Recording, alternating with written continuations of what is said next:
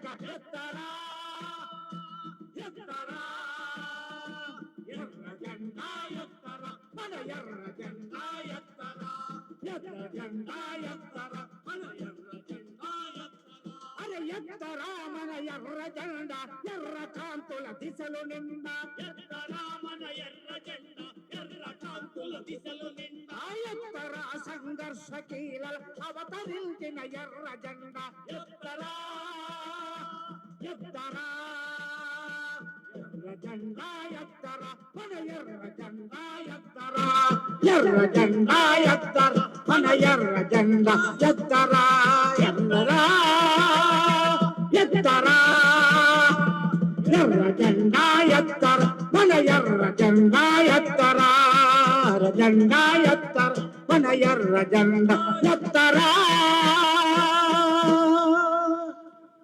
రెండో మౌత్ కొట్టు ఒకసారి.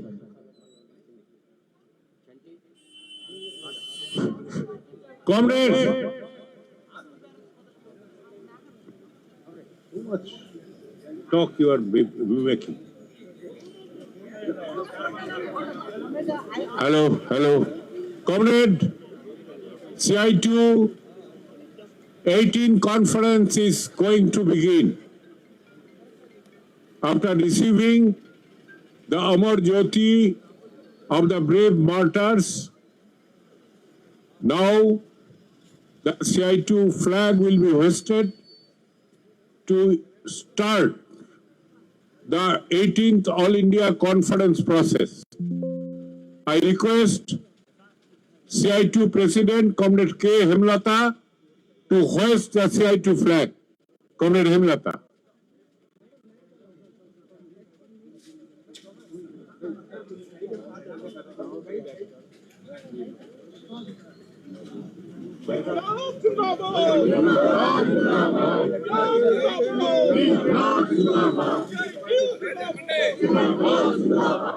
CITU Zindabad! Inaugural Zindabad! Dunia ka mazdoor! Up socialism! Comrade, now offering flowers and garlanding the martyr column. I request Comrade President Hemlata to put the garlands on the martyr column.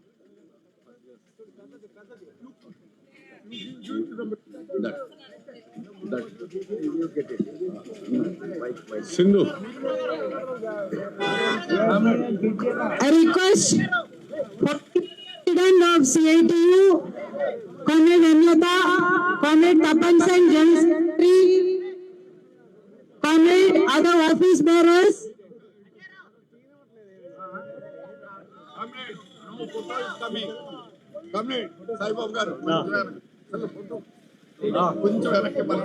Comrades, please give the way. Comrades who are standing there on the way, please give the way. Inaugural Zindabad! Amar Shahidon ko Lal Salam! All the office bearers, the leaders of Kisan Sabha Mazdoor Union, ETA, Comrade Sai Babu, all office bearers,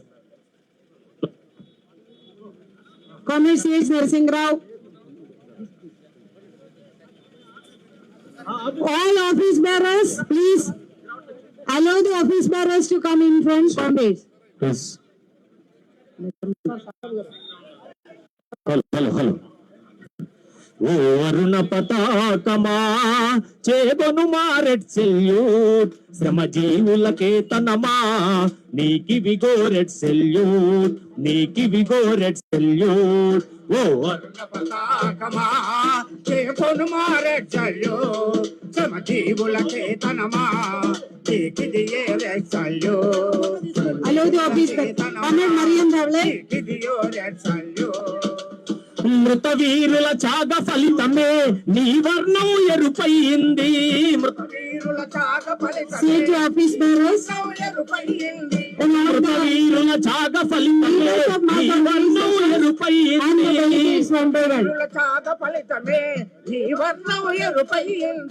రెపరెపలను వీక్షిస్తుంటే మా రక్తం ఉప్పొంగింది ఓ వరుణ పతాకమా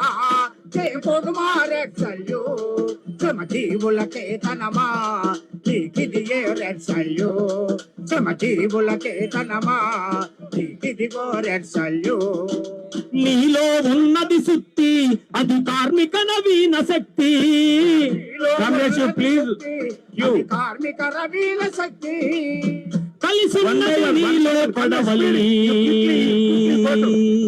సంఘటితపు రైతు జనావళి ఓ వరుణ పతాకమా మారెచ్చల్యూ శ్రమజీవులకే తనమా నీకిది ఏ రెచ్చల్యూ శ్రమజీవులకే తనమా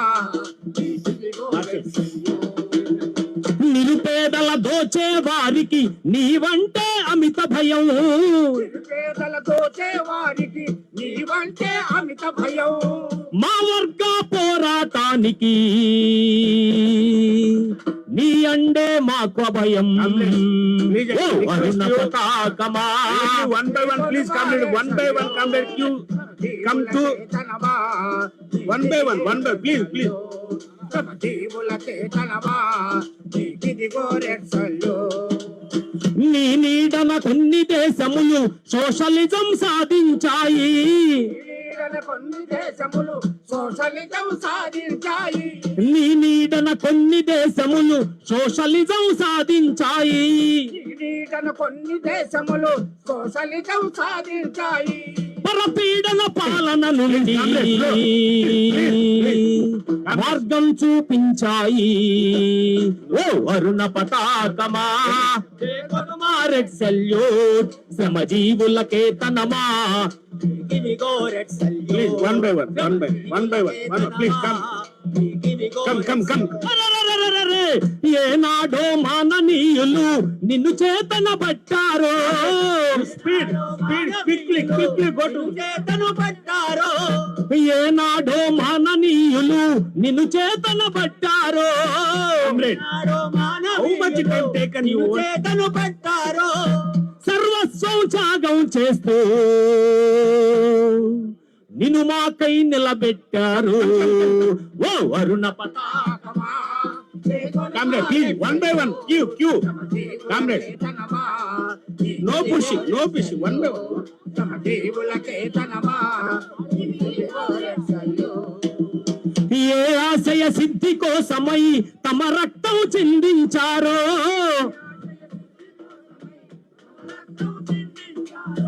ఏ ఆశయ సిద్ధి కోసమై తమ రక్తం చిందించారో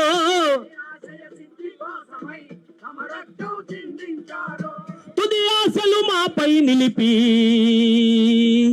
మా చేతికి అందించారు ఓ వరుణ పతాకమా చేగొను మా రెడ్ సల్యూట్ శ్రమజీవులకే తనమా మీకివిగో రెడ్ సల్యూట్ శ్రమజీవులకే తనమా మీకివిగో రెడ్ సల్యూట్ మార్చలేము మాలో భావం చేయలేము వారికి ద్రోహం మార్చలేము మాలో భావం చేయలేము వారికి ద్రోహం మార్చలేము మాలో భావం చేయలేము వారికి ద్రోహం మార్చలేము మాలో భావం చేయలేము వారికి నిన్ను భుజాన మోసుకుపోతాం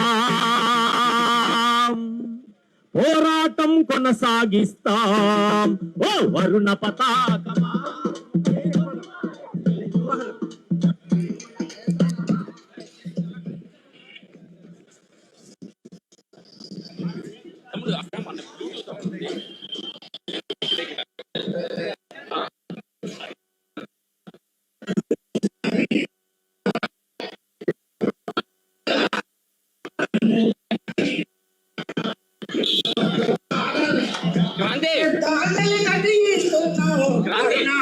అర్పిస్తున్నావు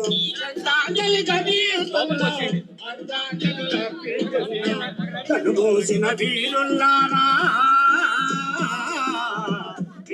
ధృవతారల్లారా మైక్ ఇవ్వు కనుమూసిన వీరుల్లారా దీనికి ఆడియో ఇదే ధృవతారల్ భౌతికంగా కనుమరుగైన అమరులైన అక్షయధనులు భౌతికంగా కనుమరుగైన అమరులైన అక్షయధనులు అనునిత్యం అర్పిస్తారు ఉత్తేజం కలిగిస్తారు హాట్స్పాట్ కనెక్ట్ అయి ఉంది ఉత్తేజం అందిస్తారు కనుమూసిన వీరుల్లారా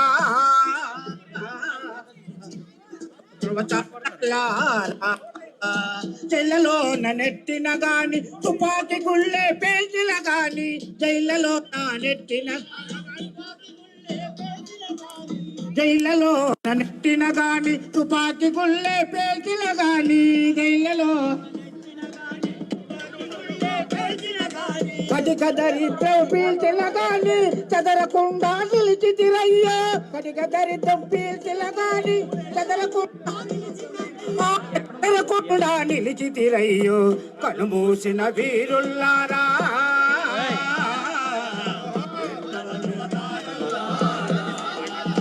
కనుమూసిన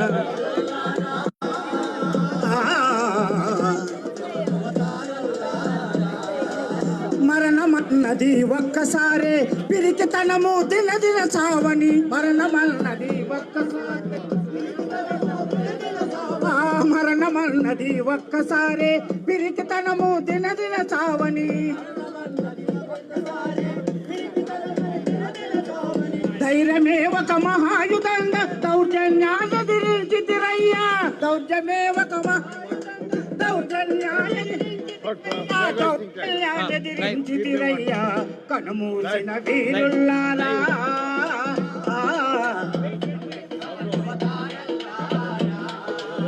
భూస్వాముల బూచువాల రౌడీల పోలీసుల రౌడీ ముగల భూస్వాముల బూచువాల పోలీసుల రౌడీ ముగల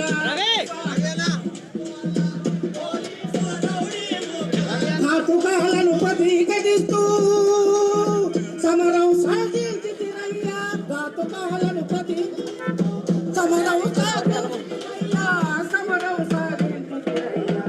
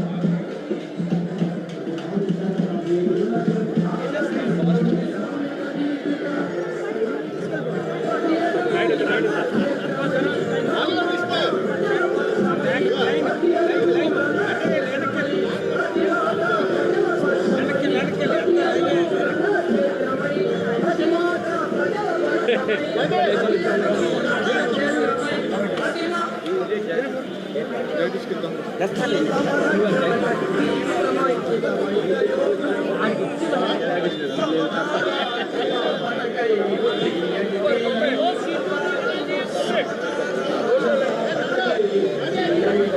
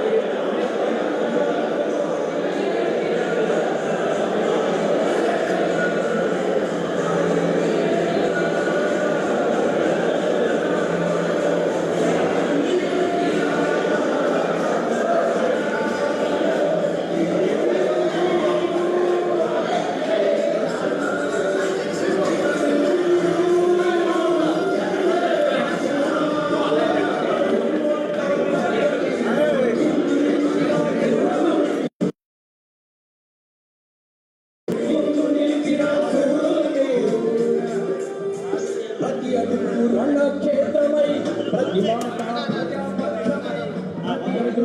రణక్షేత్రమై ప్రతి మాట ప్రజాపక్షమై భావి భారత విజేతలు ఇదిగో స్వాగత హారతులు భావి భారత విజేతలు ఇదిగో స్వాగత హారతులు విశాఖ విశాఖ లైటింగ్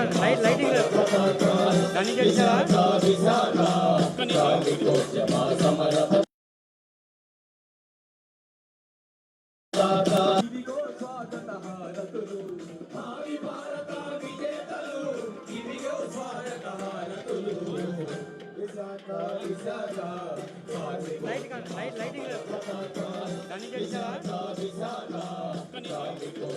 సమర పతాక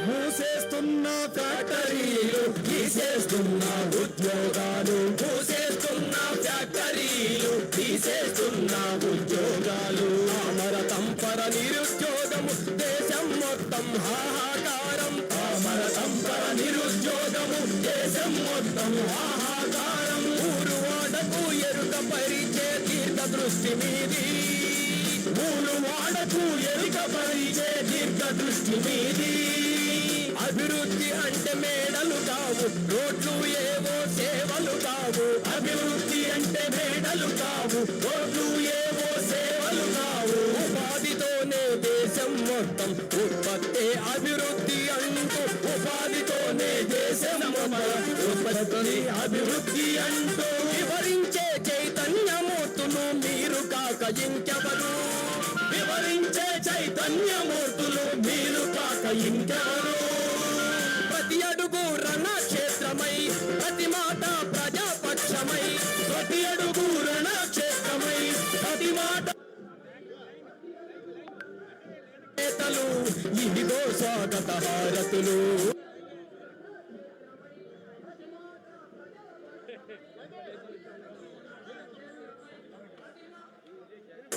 సమర పతాక విశాఖ విశాఖ కార్మికోద్యమ సమర పతాక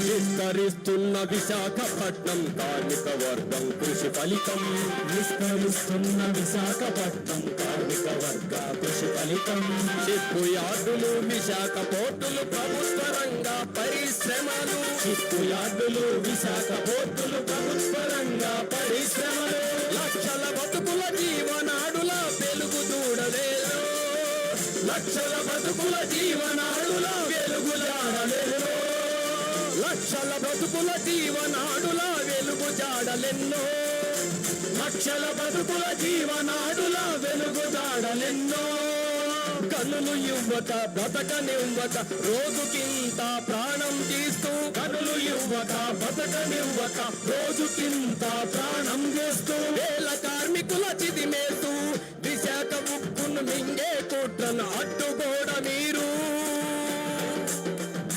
ప్రతి అడుగు ప్రజాక్షేత్రమై ప్రతి మాట ప్రజల పక్షమై ప్రతి అడుగు రణక్షేత్రమై ప్రతి మాట ప్రజల పక్షమై భావి భారత విజేతలు ఇవిగో స్వాగత హారతులు భావి భారత విజేతలు ఇవిగో స్వాగత హారతులు విశాఖ విశాఖ కార్మికోద్యమ సమర పతాక విశాఖ విశాఖ కార్మికోద్యమ సమర పతాక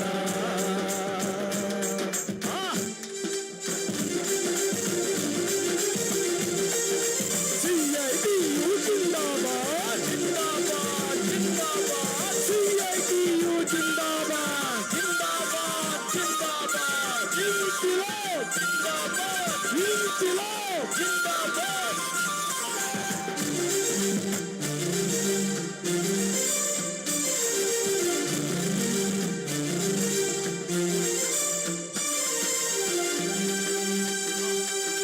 మానవ వనరుల అభివృద్ధి, కొలువు విద్య ఆరోగ్యం. మానవ వనరుల అభివృద్ధి, కొలువు విద్య ఆరోగ్యం. పల్లె పట్నం ఐక్యత అంటే కార్మిక కర్షక భాగస్వామ్యం. పల్లె పట్నం ఐక్యత అంటే కార్మిక కర్షక సౌభాగ్యం. పుట్టిన ప్రతి వాడికి ఇక్కడ దక్కాలి బ్రతికే హక్కు. పుట్టిన ప్రతి వాడికి ఇక్కడ దక్కాలి బ్రతికే హక్కు. చిన్న పెద్ద తేడా లేదు, ఉద్యోగ కార్మిక భేదం లేదు. చిన్న పెద్ద తేడా లేదు, ఉద్యోగ కార్మిక భేదం లేదు. చిన్న పెద్ద తేడా లేదు, ఉద్యోగ కార్మిక భేదం లేదు. చిన్న పెద్ద తేడా లేదు, ఉద్యోగ కార్మిక భేదా లేదు. పని చేసే వాళ్ళందరూ, పనులెదిగే మనుషులందరూ. పని చేసే వాళ్ళందరూ, పనులెదిగే మనుషులందరూ. CITU కావాలి ఇప్పుడు కంటికి రెప్పగ దిక్కుగా. CITU కావాలి ఇప్పుడు కంటికి రెప్పగ దిక్కుగా. CITU కావాలి ఇప్పుడు కంటికి రెప్పగ దిక్కుగా. CITU కావాలి ఇప్పుడు కంటికి రెప్పగ దిక్కుగా. ప్రతి అడుగు రణక్షేత్రమై, ప్రతి మాట ప్రజల పక్షమై. ప్రతి అడుగు రణక్షేత్రమై, ప్రతి మాట ప్రజల పక్షమై. ప్రతి అడుగు రణక్షేత్రమై, ప్రతి మాట ప్రజల పక్షమై. ప్రతి అడుగు రణక్షేత్రమై, ప్రతి మాట ప్రజల పక్షమై. భావి భారత విజేతలు, ఇవిగో స్వాగత హారతులు. భావి భారత విజేతలు, ఇవిగో స్వాగత హారతులు. విశాఖ విశాఖ కార్మికోద్యమ సమర పతాక. విశాఖ విశాఖ కార్మికోద్యమ సమర పతాక. భారత సాధికరణ వీరులకు ఆలపిస్తోంది స్వాగత గీతిక. భారత సాధికరణ వీరులకు ఆలపిస్తుంది స్వాగత గీతిక. ప్రతి అడుగు రణక్షేత్రమై, ప్రతి మాట ప్రజల పక్షమై. ప్రతి అడుగు రణక్షేత్రమై, ప్రతి మాట ప్రజల పక్షమై. కార్మిక హక్కుల పరిరక్షణకై జీవితం అంకితమైన యోధులు. కార్మిక రక్షణ పరిరక్షణకై జీవితమంతారైన యోధులు. సమతా రాజ్య స్థాపనకై CITU సారథులు. సమతా రాజ్య స్థాపనకై CITU సారథులు. సమతా రాజ్య స్థాపనకై CITU రథ సారథులు. సమతా రాజ్య స్థాపనకై CITU రథ సారథులు. భావి భారత విజేతలు, ఇదిగో స్వాగత హారతులు. భావి భారత విజేతలు, ఇదిగో స్వాగత హారతులు. ఇదిగో స్వాగత హారతులు. ఇదిగో స్వాగత హారతులు. ఇదిగో స్వాగత హారతులు. ఇదిగో స్వాగత హారతులు. ఇదిగో అడుగు రణక్షేత్రమై, ప్రతి మాట ప్రజల పక్షమై. ప్రతి అడుగు రణక్షేత్రమై, ప్రతి మాట ప్రజల పక్షమై. ప్రతి అడుగు రణక్షేత్రమై, ప్రతి మాట ప్రజల పక్షమై. ప్రతి అడుగు రణక్షేత్రమై, ప్రతి మాట ప్రజల పక్షమై. విశాఖపట్నం వేదికగా యువనున్నారు ఓ పిలుపు. విశాఖపట్నం వేదికగా యువనున్నారు ఓ పిలుపు. దేశ సమస్యలు అన్నింటికి పరిష్కారమే మీ గెలుపు. దేశ సమస్యలు అన్నింటికి పరిష్కారమే మీ గెలుపు. విశాఖపట్నం వేదికగా యువనున్నారు ఓ పిలుపు. విశాఖపట్నం వేదికగా యువనున్నారు ఓ పిలుపు. దేశ సమస్యలు అన్నింటికి పరిష్కారమే మీ గెలుపు. దేశ సమస్యలు అన్నింటికి పరిష్కారమే మీ గెలుపు. ప్రతి అడుగు రణక్షేత్రమై, ప్రతి మాట ప్రజల పక్షమై. ప్రతి అడుగు రణక్షేత్రమై, ప్రతి మాట ప్రజల పక్షమై. భావి భారత విజేతలు, ఇవిగో స్వాగత హారతులు. భావి భారత విజేతలు, ఇవిగో స్వాగత హారతులు. భావి భారత విజేతలు, ఇవిగో స్వాగత హారతులు. భావి భారత విజేతలు, ఇవిగో స్వాగత హారతులు. ఇవిగో స్వాగత హారతులు. ఇవిగో స్వాగత హారతులు. ఇవిగో స్వాగత హారతులు. Welcome comrades.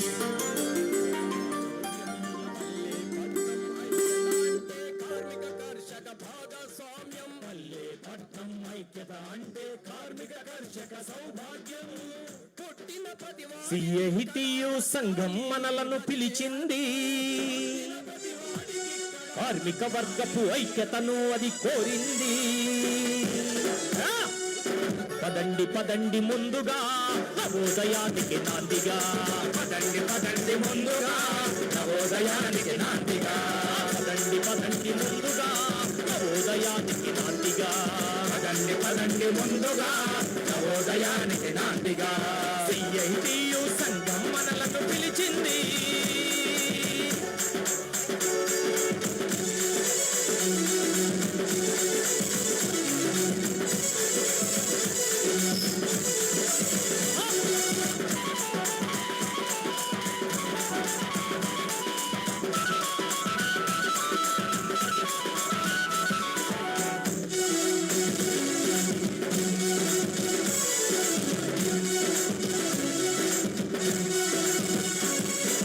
కార్మిక హక్కులు కాలరాసేటి యజమానులకు సింహ స్వప్నమై, యజమానులకు సింహ స్వప్నమై, యజమానులకు సింహ స్వప్నమై. కార్మిక హక్కులు కాలరాసేటి యజమానులకు సింహ స్వప్నమై, యజమానులకు సింహ స్వప్నమై, యజమానులకు సింహ స్వప్నమై. పని భారాన్ని పెంచుతున్న దోపిడిదారుల పక్క బల్యమై, దోపిడిదారుల పక్క బల్యమై, దోపిడిదారుల పక్క బల్యమై.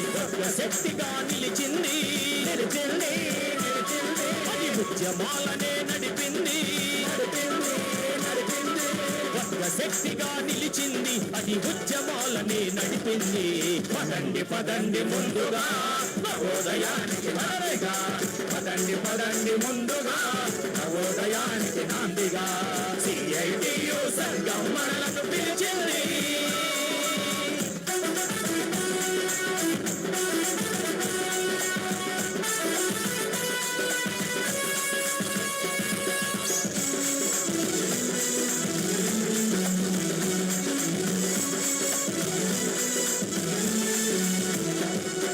ప్రభుత్వ రంగపు ఆస్తులు అన్ని పత్తులు పెట్టే పద్ధతి వద్దని, పత్తులు పెట్టే పద్ధతి వద్దని, పత్తులు పెట్టే పద్ధతి వద్దని. IMF లొంగి కార్మికుల గొంతులు కోసే కుట్రలు వద్దని, గొంతులు కోసే కుట్రలు వద్దని, గొంతులు కోసే కుట్రలు వద్దని. కార్మిక శక్తిగా నిలిచింది, నిలిచింది, నిలిచింది, ఆ గుట్టు రట్టునే చేసింది, చేసింది, చేసింది.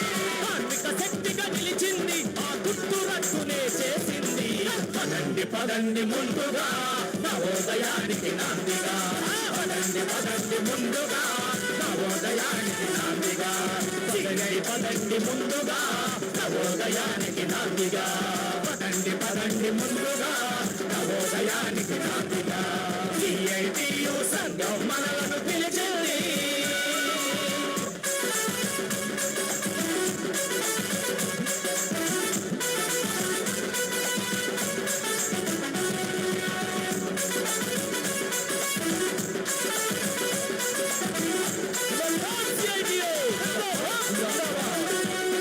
నూతన ఆర్థిక విధానమంటూ స్వాతంత్రాన్ని సమాధి చేస్తే, నూతనాన్ని సమాధి చేస్తే, స్వాతంత్రాన్ని సమాధి చేస్తే. అమరులు చేసిన త్యాగ ఫలితము అంగటిలోనే అమ్మేస్తుంటే, అంగటిలోన అమ్మేస్తుంటే, అంగటిలోన అమ్మేస్తుంటే. ప్రజాశక్తిగా నిలిచింది, నిలిచింది, నిలిచింది, ప్రజా పోరునే నడిపింది, నడిపింది, అది నడిపింది. ప్రజాశక్తిగా నిలిచింది, అది ప్రజా పోరునే నడిపింది. పదండి పదండి ముందుగా నవోదయానికి నాందిగా, పదండి పదండి ముందుగా నవోదయానికి నాందిగా. CITU సంఘం మనలను పిలిచింది,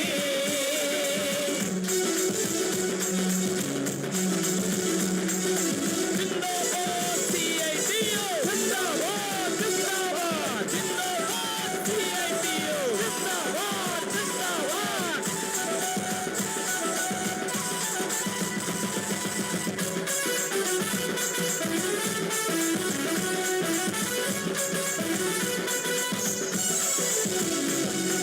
కులాల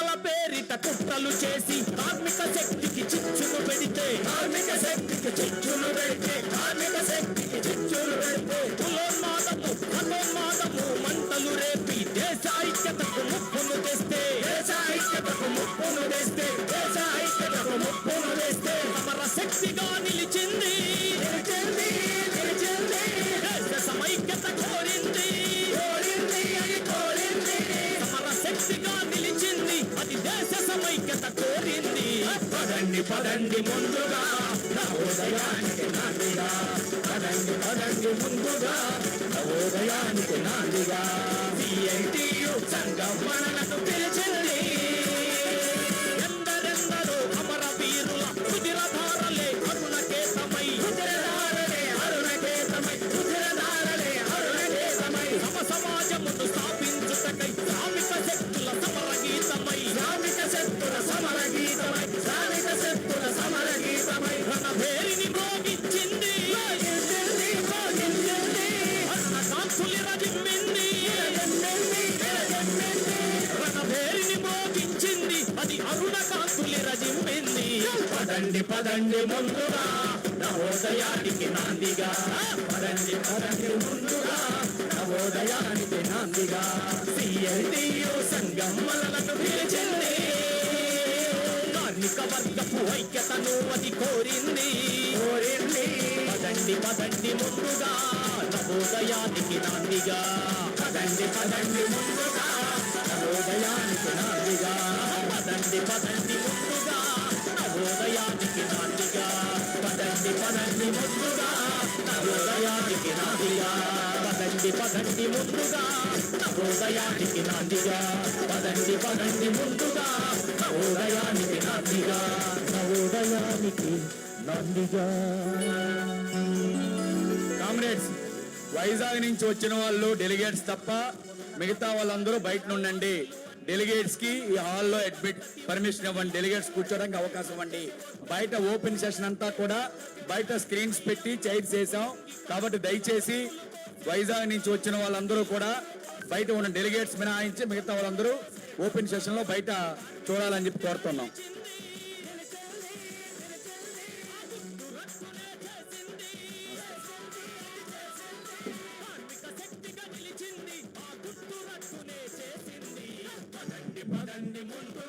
Comrades, we are going to start our session of 18th All India Conference of CITU. I welcome you all, delegates, observers, and those also attending this open session, inaugural session of the CITU 18th Conference. I propose that Comrade CITU President, Comrade Hemlata, will preside over this session. Comrade Hemlata.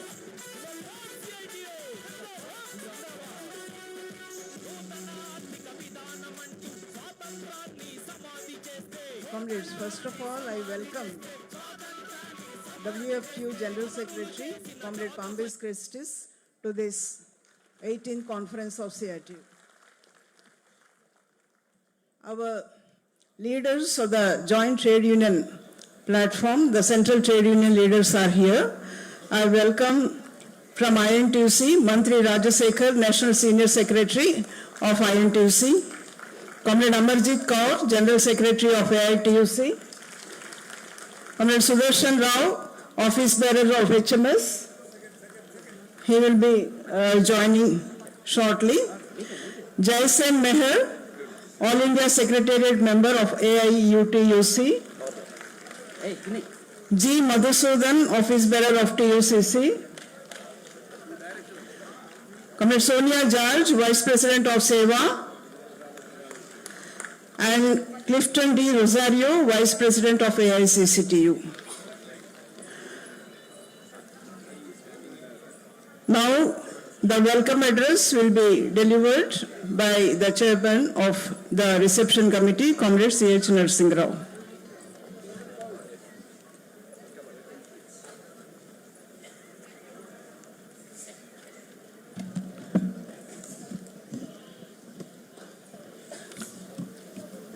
President and dignitaries on the dais, my dear comrades who has come all over the country from Kashmir to Kanyakumari. I heartfully invite you all on behalf of the 18th All India CITU Conference Reception Committee with great honor and respect to all of you. Visakhapatnam, you are all aware, is a beautiful city in the Bay of Bengal. Is situated with a good temperature and good climate this season especially.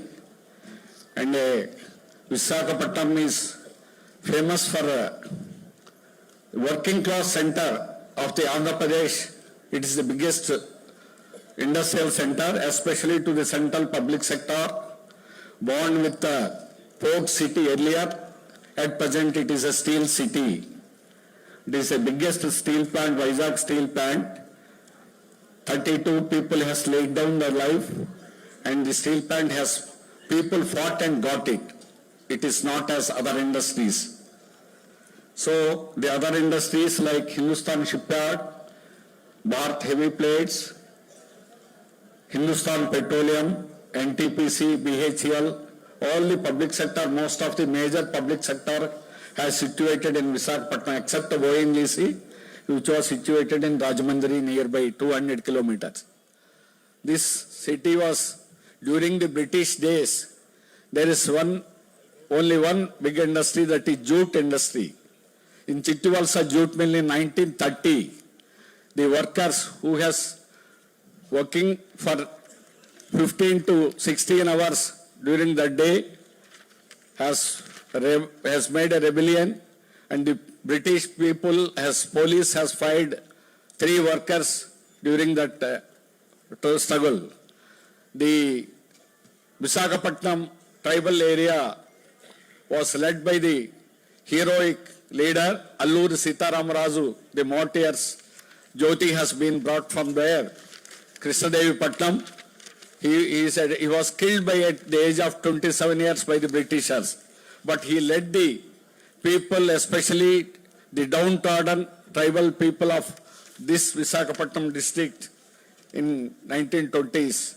So this is a historical place, and it is a famous poets like Sri Sri and Gurzad Apparao, writer, all this and very renowned people has belongs to this district earlier, and now that was divided into Vijayanagaram, Srikakulam, other districts, neighboring districts nearby. In 2025, 2 summits has taken. One summit by the partner, in the name of partner summit, the corporates has been gathered here, and the Andhra Pradesh government has made big promises that 16 lakh crores are coming and the development will take place. But all the lies and false promises has been made from that summit. Our conference, the trade union conference, including all trade union, national trade union leaders are sitting. This conference is going to make a call, and the struggle for the future working class, the call will be given from here to fight against their false promises. And we are going to give a clear clarion call for the working class for their future. So these 2 summits in the same month, it was held in Visakhapatnam. And recently, one M. Appalraju, a Kisan leader, was being arrested this week by the Andhra Pradesh police, Andhra Pradesh government, under PD Act, Prevention Detention Act. How many months it will take to get his bail, we don't know. The government want to suppress the agriculture movement taking place at Nakapalli against the pharma hub that the government want to establish here.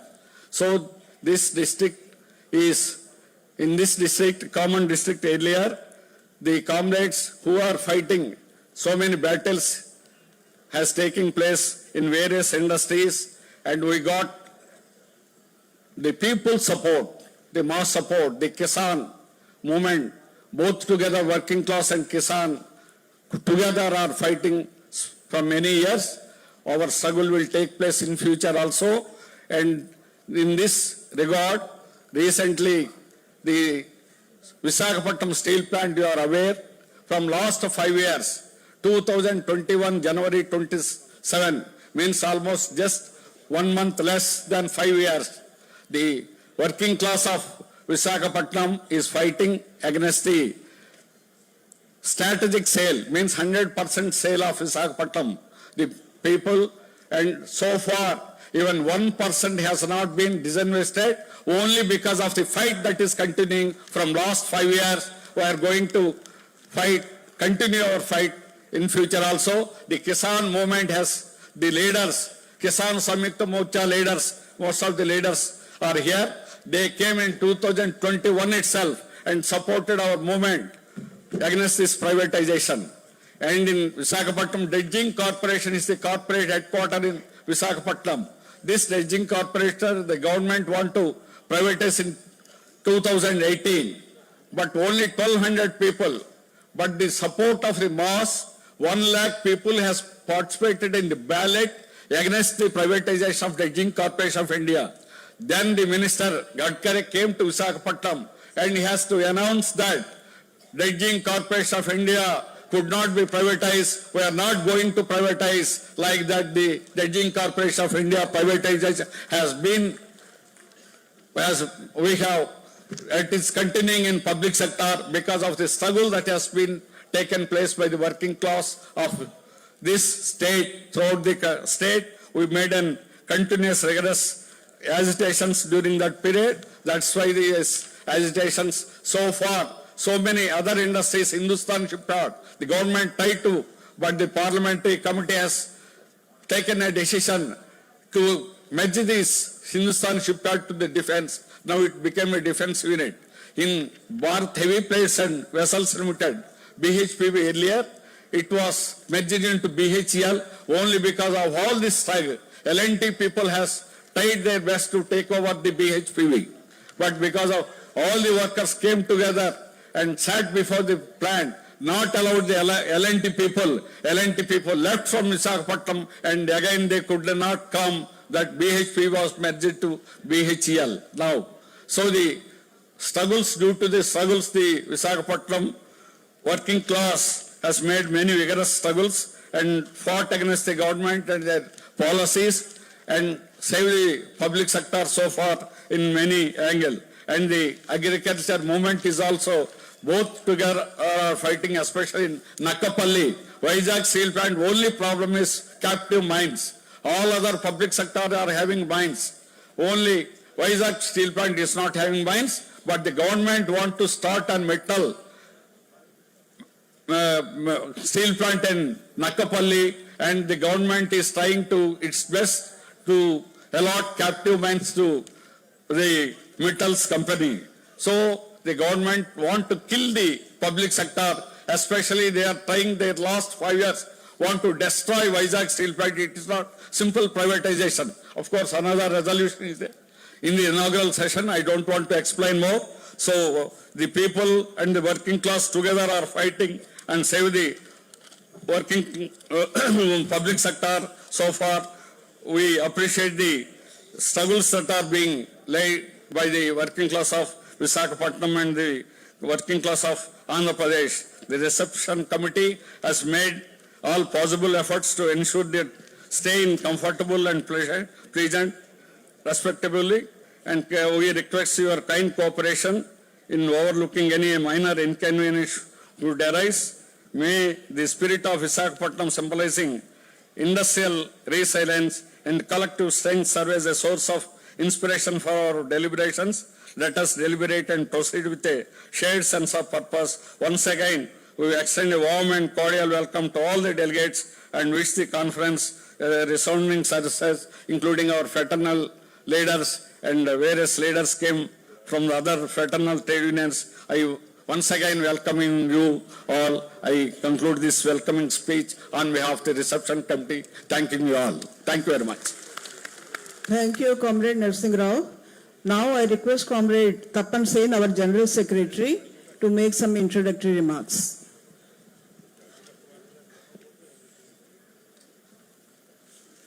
Comrade, welcome to you all. On behalf of you all, on this occasion of 18th Conference of CITU, on behalf of all you together, we warmly welcome the General Secretary of World Federation of Trade Union, Comrade Plumbis, who will be addressing you very soon. It is a very important guest of ours because we believe the working class struggle. Working class is basically an international class, and working class struggle in our country is integrally linked with the working class movement all over the world. WFTU symbolizes that linkage, that integration. We again warmly welcome and we eagerly waiting to hear him. At the same time, we also warmly welcome on behalf of all of you, our colleagues and comrades of the Central Trade Union leadership, whom we are working together, running together, fighting together during last more than decades against the most heinous regime the country is confronting with. And we are in the midst of struggle. From this conference, we will go for further struggle, and it will continue because the attack is mounting in a very atrocious and heinous and fascistic way. That's the challenge before us. And I believe this conference of this month, they will deal on the various issues and challenges facing them, and also the measures to be taken, special measures to be taken to carry the struggle to a combative height. It's no use of making them convinced that their policies are not good for the country. The only way before the working class movement is to compel them, to force them to retreat, and thereby that struggle not only for the rights of the workers, but for the people, but for this nation, for its self-reliance and sovereign growth.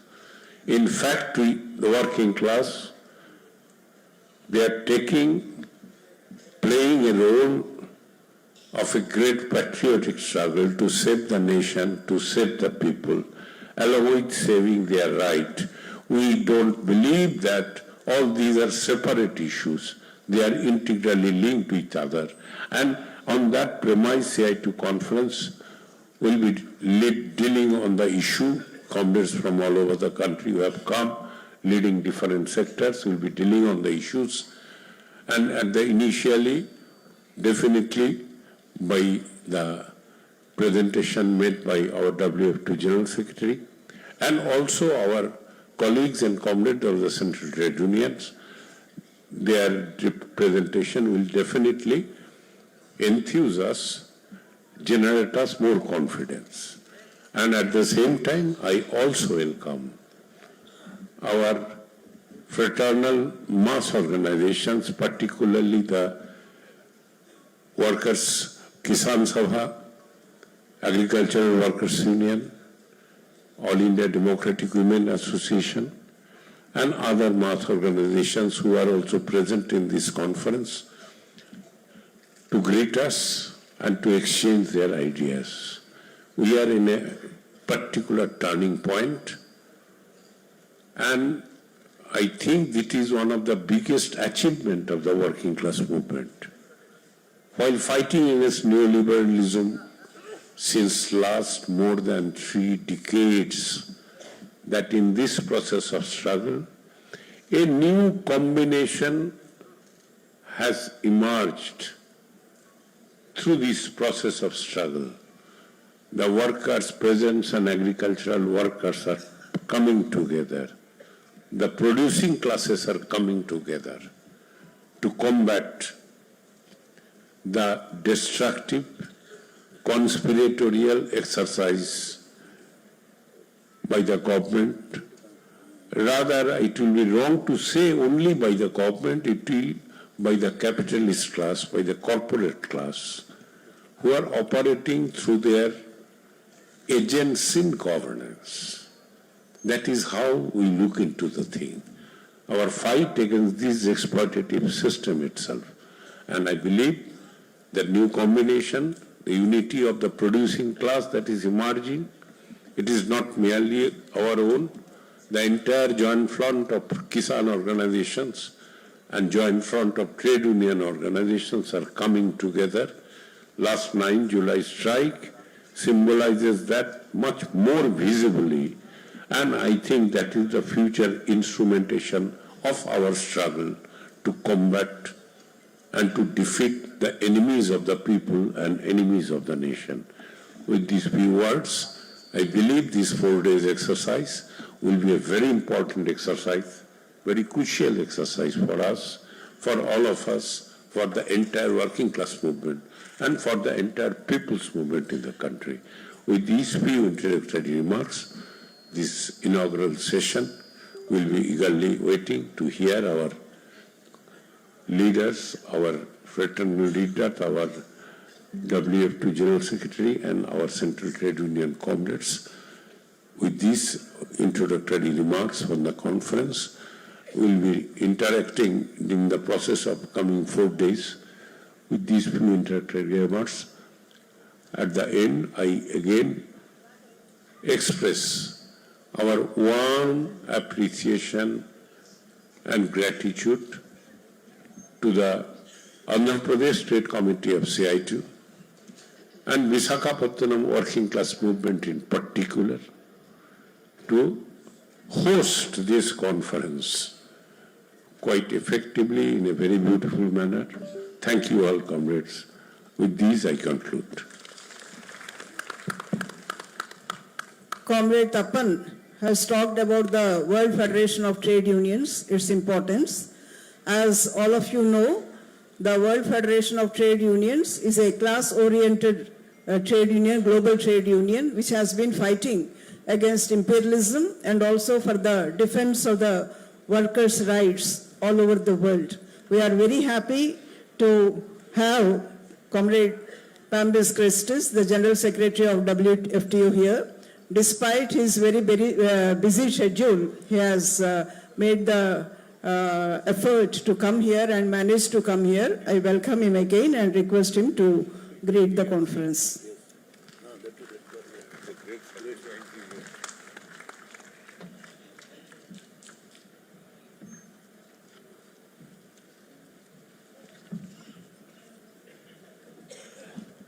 Thank you very much, President Hemalada, General Secretary Taban Sen,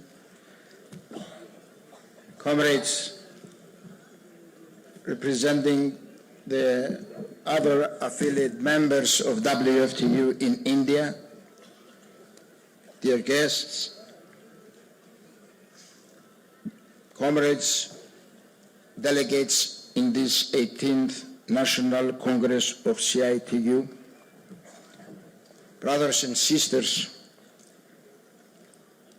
First of all, I would like to thank the leadership of CITU and personally comrades Taban Sen and President Hemalada for the invitation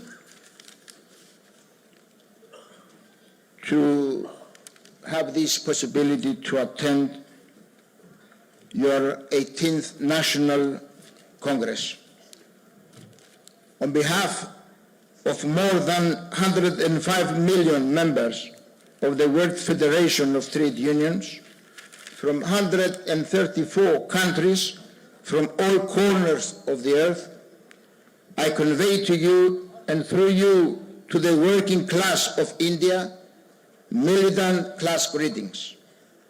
CITU is a valuable member for the WFTU, not only because of the huge number of members it represents, but mainly because of its rich and militant history and its stable anti-imperialist and anti-capitalist class orientation.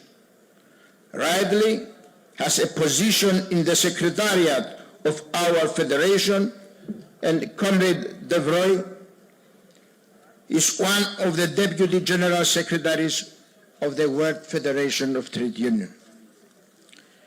Your Congress is taking place at a time that global geopolitical and economic rivalries continue to directly threaten world peace and security, even with the risk of nuclear destruction. Imperialist wars, interventions, sanctions, and blockades continue and intensify. Workers around the world are facing the generalization and deepening of the capitalist crisis, accompanied by new attacks on their rights and achievements, a dramatic widening of social inequalities, further environmental degradation, and reckless overexploitation of our planet's natural resources. The genocide of the Palestinians in Gaza and the unbelievable brutality it has shown and continues to show before the eyes of all humanity by the Israeli state has once again revealed in all its grandeur the hypocrisy, cynicism, and inhuman nature of imperialism. Because the whole world knows that this behavior wouldn't be possible without the support and the courage by the United States, the European Union, and their other NATO allies. The WFTU, as always,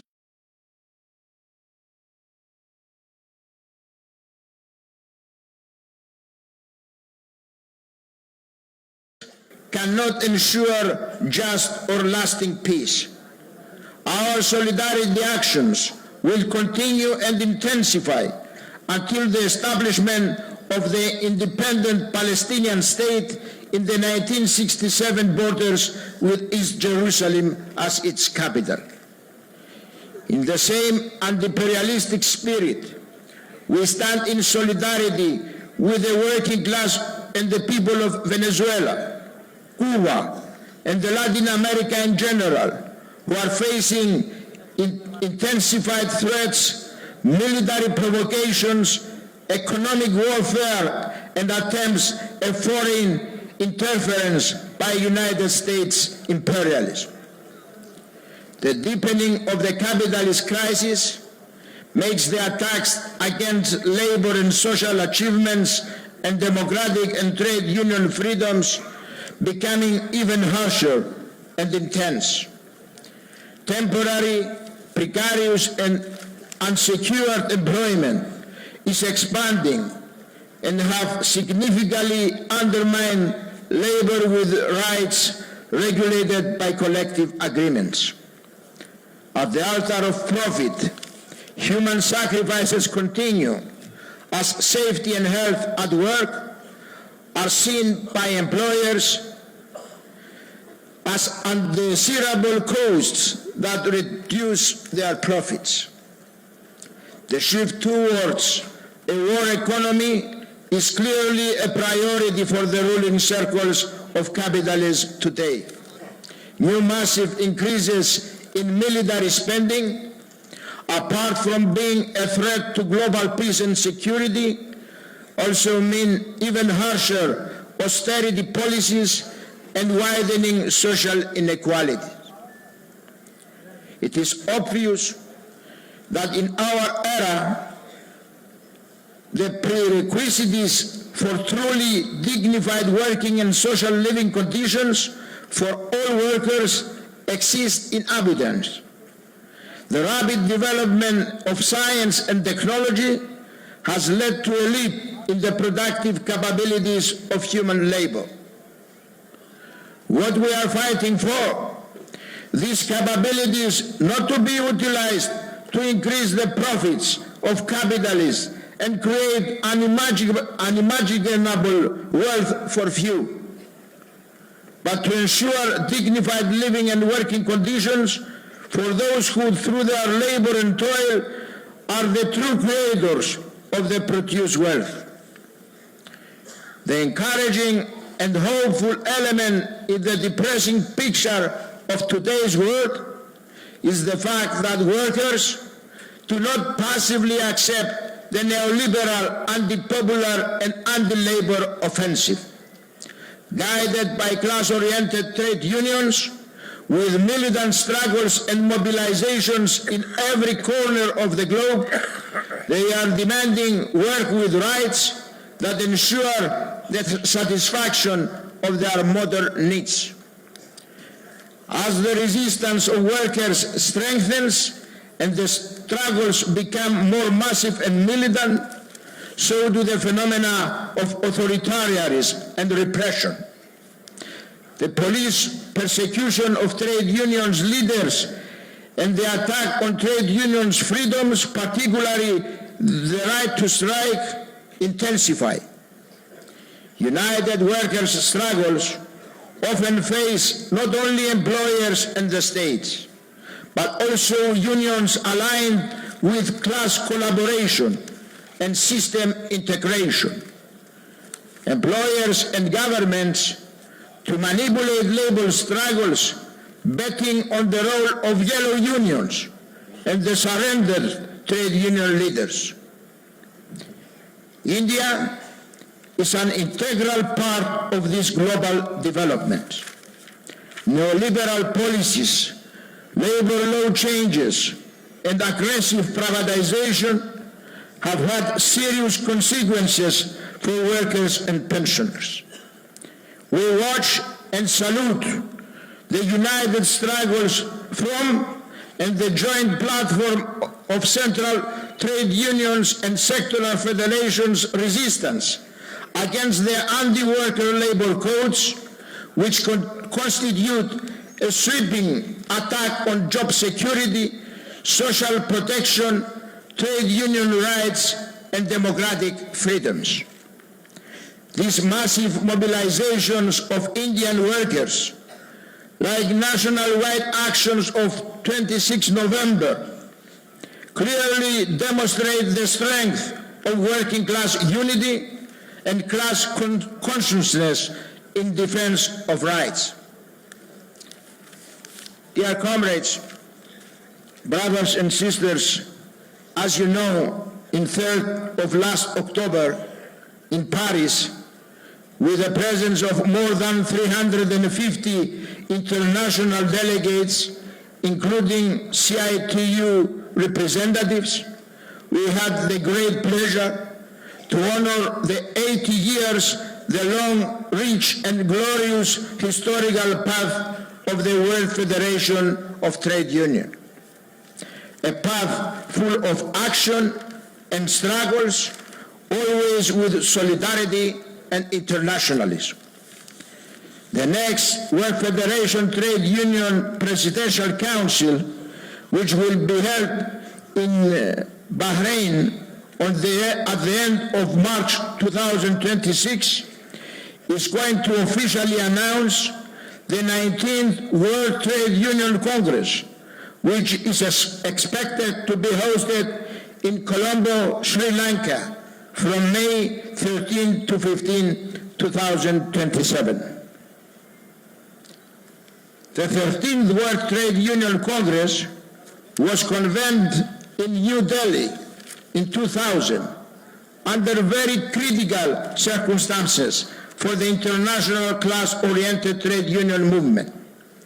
In 2027, after 25 years, the 19th Congress returns to Asia, to a country that recent years has been characterized by tough and victorious class struggles, which overthrew the authoritarian and reactionary government and brought progressive popular forces to the forefront.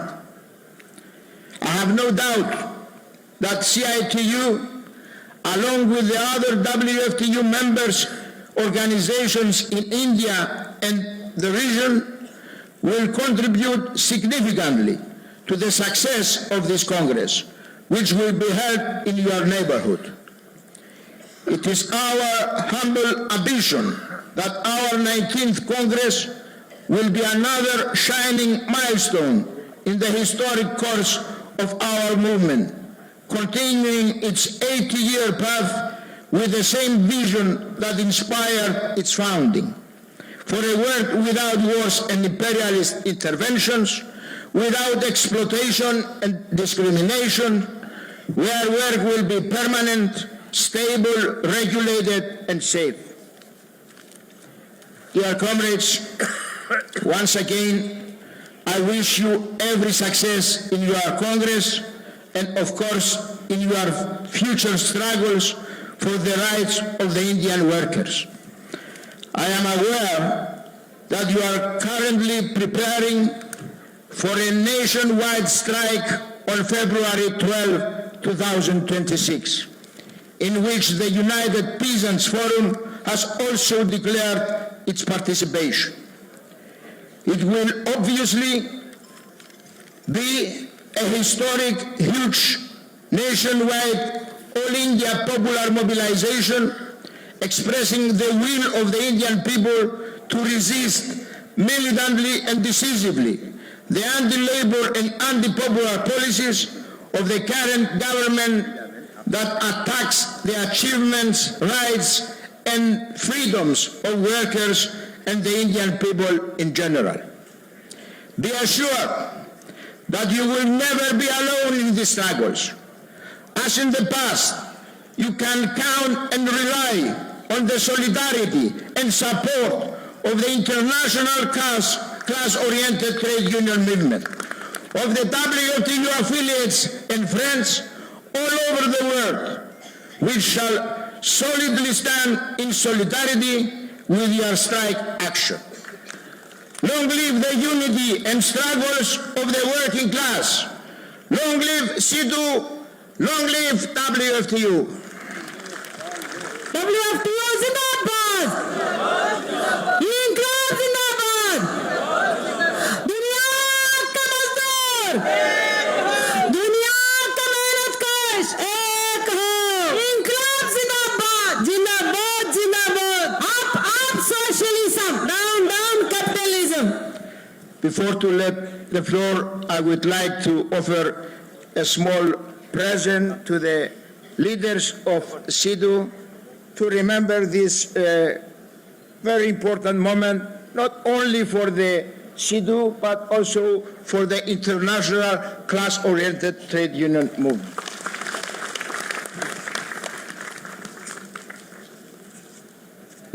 My present is the symbol of WFTU, and I'm offering to the leadership of CITU.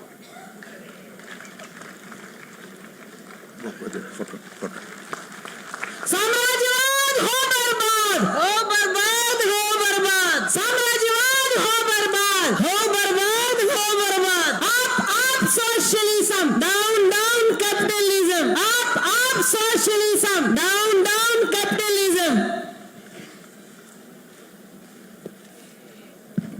And last, if I know that in this huge country there are more than one calendars, but I would like to wish to all of you and to your families happy and militant New Year. Thank you, Comrade Pambis, for your inspiring lecture. On behalf of the entire CITU and the conference, we again thank you. Okay. These are small personal presents from you.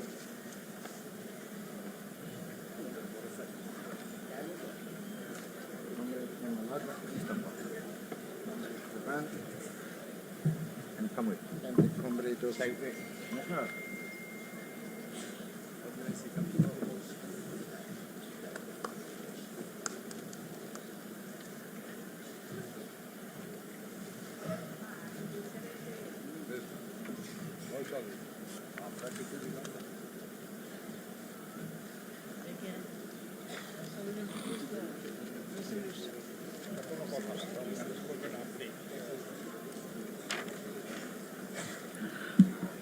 Comrades, our conference is being held in the backdrop of the BJP government notifying the labor codes. So the central trade unions have decided to go on a strike, and in this conference we first have to take a resolution supporting the strike. So I'll be placing a resolution supporting the strike. The 18th Conference of Indian Trade Unions fully supports the decision of the Joint Platform of Trade Unions for a general strike, demanding repeal of the 4 labor codes, and the strike is tentatively decided to be held on 12th February. It will be formally announced in a national convention which will be held in Delhi in Surjit Bhavan on 9th of this month, of January, So the call for the general strike is supported by the Sanyukta Kisan Morcha. It resolves to mobilize all its energies and resources to ensure emphatic success of the general strike. This one-day strike is just a warning bell to the BJP-led NDA government at the center. If the Modi-led government attempts to forcibly implement the labor codes through notifying the rules and other measures, workers will answer with multi-days general strike and higher forms of resistance in the coming days and continue their fight till the labor codes are scrapped. The conference notes the massive nationwide protests on 26 November 2025 across more than 500 districts in thousands of locations at workplaces, industrial areas, rural regions and blocks. Workers from organized and unorganized sectors, public sector employees, government employees, and scheme workers and others all express their resentment and anger against the labor codes through these protest demonstrations. They were joined by the agricultural workers, farmers, students, youth, and large numbers, and also women. These reflect the growing unity of workers and farmers, the two productive forces of the country. The 4 labor codes constitute a comprehensive attack on labor rights won through more than a century of struggles. They are meant to weaken the trade unions by restricting the right to organize and strike. They extend working hours, facilitate hire and fire, expand contractualization, fixed-term employment, and apprenticeship without any safeguards, dilute occupational safety, dismantle inspections, weaken labor adjudication, and decriminalize employers' violations of labor statutes while intensifying repression of workers' struggles. The BJP-led government has totally disregarded tripartism and did not convene the Indian Labour Conference since the last 10 years, despite repeated demands by the trade unions. It has abruptly notified the labor codes despite the stiff opposition from almost all the working class except the BMS, and BMS also welcomed 2 labor codes and it had reservations against the other 2. It is spending hundreds of crores of rupees of public money in deceptive propaganda seeking to mislead the workers and the common people about the so-called benefits of the labor codes. The 18th Conference of CITU reiterates that the notification of labor codes is a desperate attempt by the ruling corporate communal nexus to address or resolve the systemic crisis of capitalism in favor of the capitalist class by attacking the basic and hard-won rights of the working class. It is a measure to gift their corporate bosses with union-free workplaces and enable them to extract super profits. The conference also asserts that the attacks on the constitutional and democratic rights of the people, the attacks on autonomous institutions, on federalism, the display of neo-fascist characters by the ruling dispensation, and the attempts to flame communal and divisive passions and disrupt unity of the working people. These are all part of these desperate attempts. They are not strength of the ruling classes or the strength of the BJP-led government, but they are desperate attempts of the ruling classes to address the present crisis of the capitalist system. The general strike represents a decisive assertion of the collective will of the working people to defend their rights, livelihoods, and democratic values in the process of further heightening and intensifying the united combat against the crimes being committed on the people's rights and livelihood, and also on the national economy. Therefore, this 18th conference of CITU fully supports the countrywide general strike called by the Joint Platform of Central Trade Unions and the All India Sectoral Federations and Associations. It demands immediate repeal of all the 4 labor codes. It calls for strengthening the unity of workers, farmers, youth, and other toiling sections against the pro-corporate, anti-people policies. The 18th Conference of CITU calls upon all its affiliated unions, state committees, and All India Federations and Coordination Committees to start preparations for the success of the general strike immediately. It calls upon all the workers of the country, irrespective of their affiliations, to gird up their loins for the united fight to force the anti-worker government to scrap the labor codes. The conference reminds the working class the need of our class unity, that this is the fight it cannot afford to lose. So with these words, I am placing the resolution on behalf of the entire Presidium and for your acceptance. Those who accept, please raise your hands, and also let us accept this resolution with thundering applause. Thank you.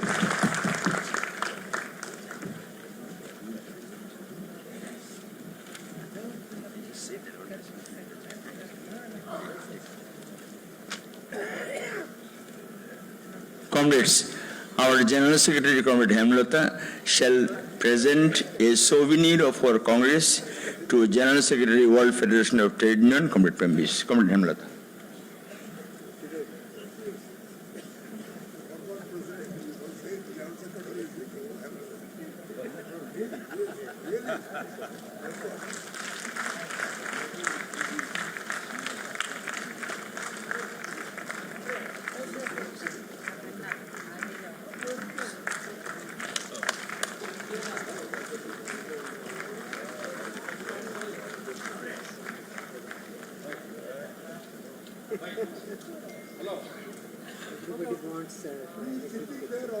Okay, thank you. Yes, okay. Fine.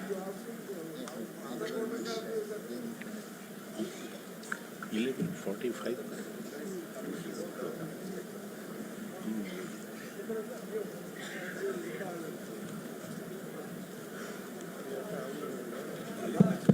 Comrades, now we'll break for tea and we'll again gather at 11:45.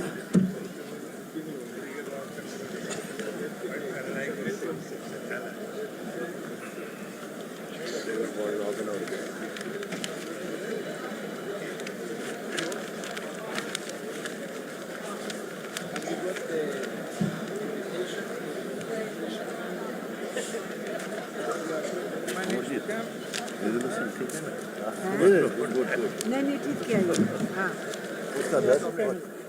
कैसे comrade train सीखा है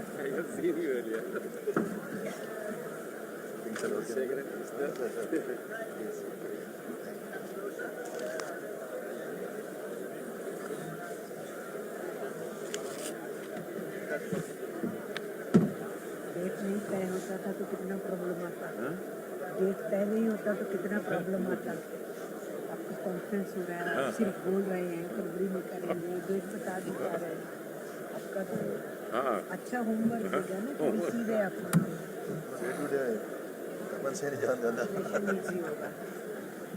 We here, TV. कैसा है रेड्डी जी? ठीक है sir.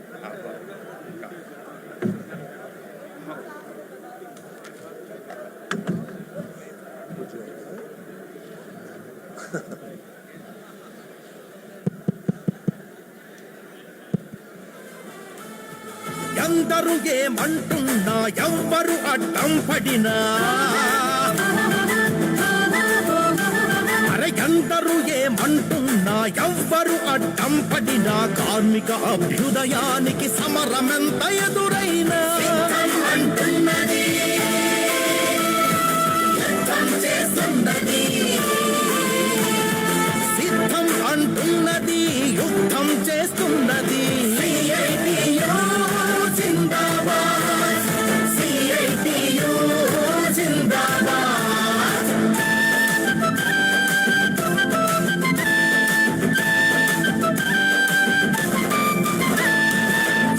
తరాలుగా తరాలుగా ఎర్ర అక్షరాలుగా ఎర్రని స్వరాలుగా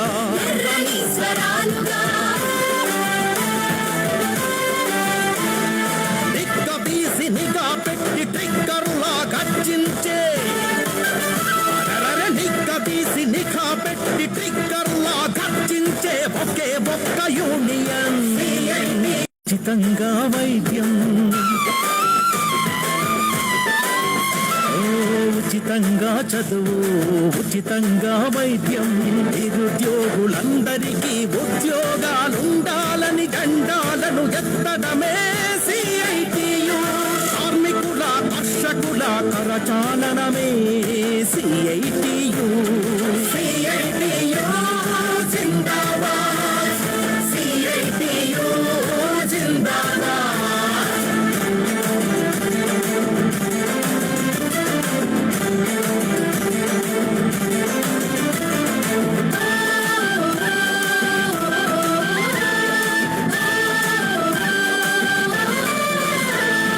రైల్వే కార్మిక పోరాటంలో రాటుదేలి రైల్వే కార్మిక పోరాటంలో రాటుదేలి అప్పుడున్న ఎమర్జెన్సీగా ఎదురించి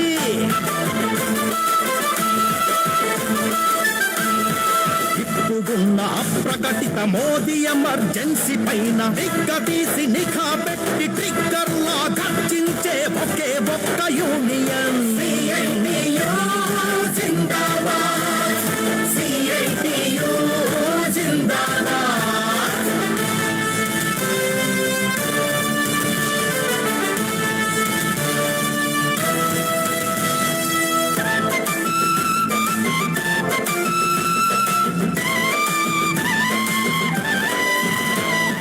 భూములు పరిశ్రమలు సముద్ర తీరాలు గనులు అప్పనంగా కార్పొరేట్ల కప్పగించే కుట్ర పేరే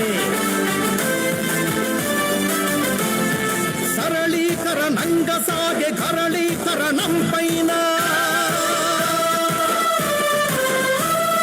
సరళీకరణంగా సాగే కరళీకరణం పైన నిగ్గదీసి నిఘా పెట్టి ట్రిగ్గర్లా గర్జించే ఒకే ఒక్క యూనియన్ జిందాబాద్ CITU జిందాబాద్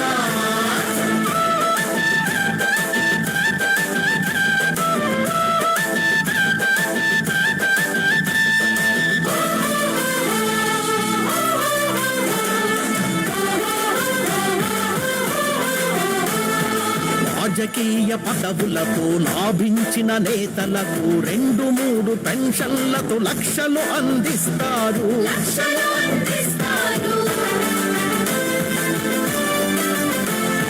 రేబవలు చెమటోడ్చే కార్మికులను అవుట్సోర్సింగ్ కాంట్రాక్టుల పేర ఇచ్చే వేతనాలు ద్రోహమని నిగ్గదీసి నిఘా పెట్టి ట్రిగ్గర్లా గర్జించే ఒకే ఒక్క యూనియన్ జిందాబాద్ CITU జిందాబాద్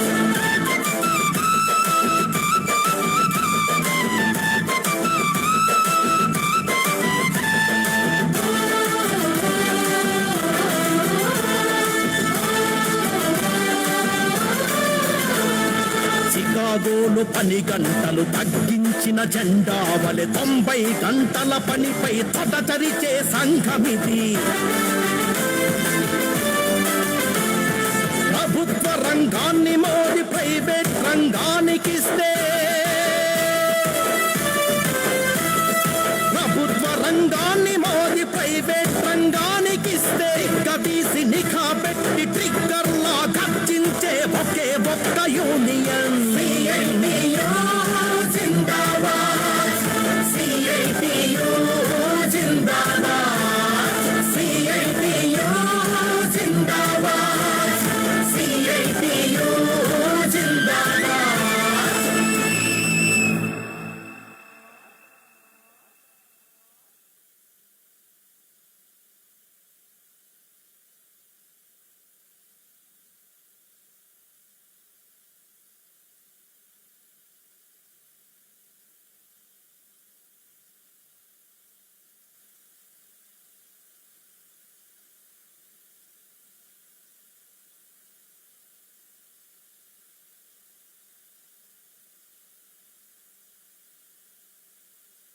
हेलो,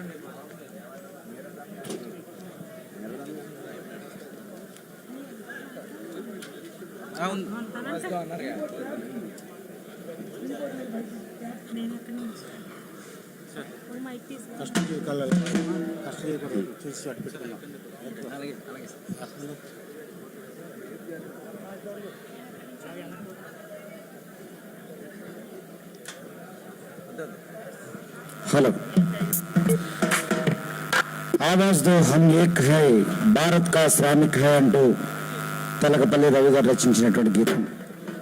హలో హలో. आवाज दो हम एक है, भारत का श्रमिक है. आवाज दो हम एक है, भारत का श्रमिक है. आवाज दो हम एक है, भारत का श्रमिक है. आवाज दो हम आवाज दो हम एक है, भारत का श्रमिक है. आवाज दो भारत का श्रमिक है. హక్కుల రక్షణ కోసం సమరం, కుల రక్షణ కోసం సమరం. ఒక్క తాటిపై అందరూ కదిలాం, ఒక్క తాటిపై అందరూ కదిలాం. ఒక్కరి మాటలు నమ్మం నమ్మం, కుట్రలు చేస్తే దుమ్ము దొరుకుతాం. ఆవాజ్ దో హమ్ ఏక్ హై, భారత్ కా श्रमिक है. आवाज दो हम एक है, भारत का श्रमिक है. आवाज दो हम एक है, भारत का श्रमिक है.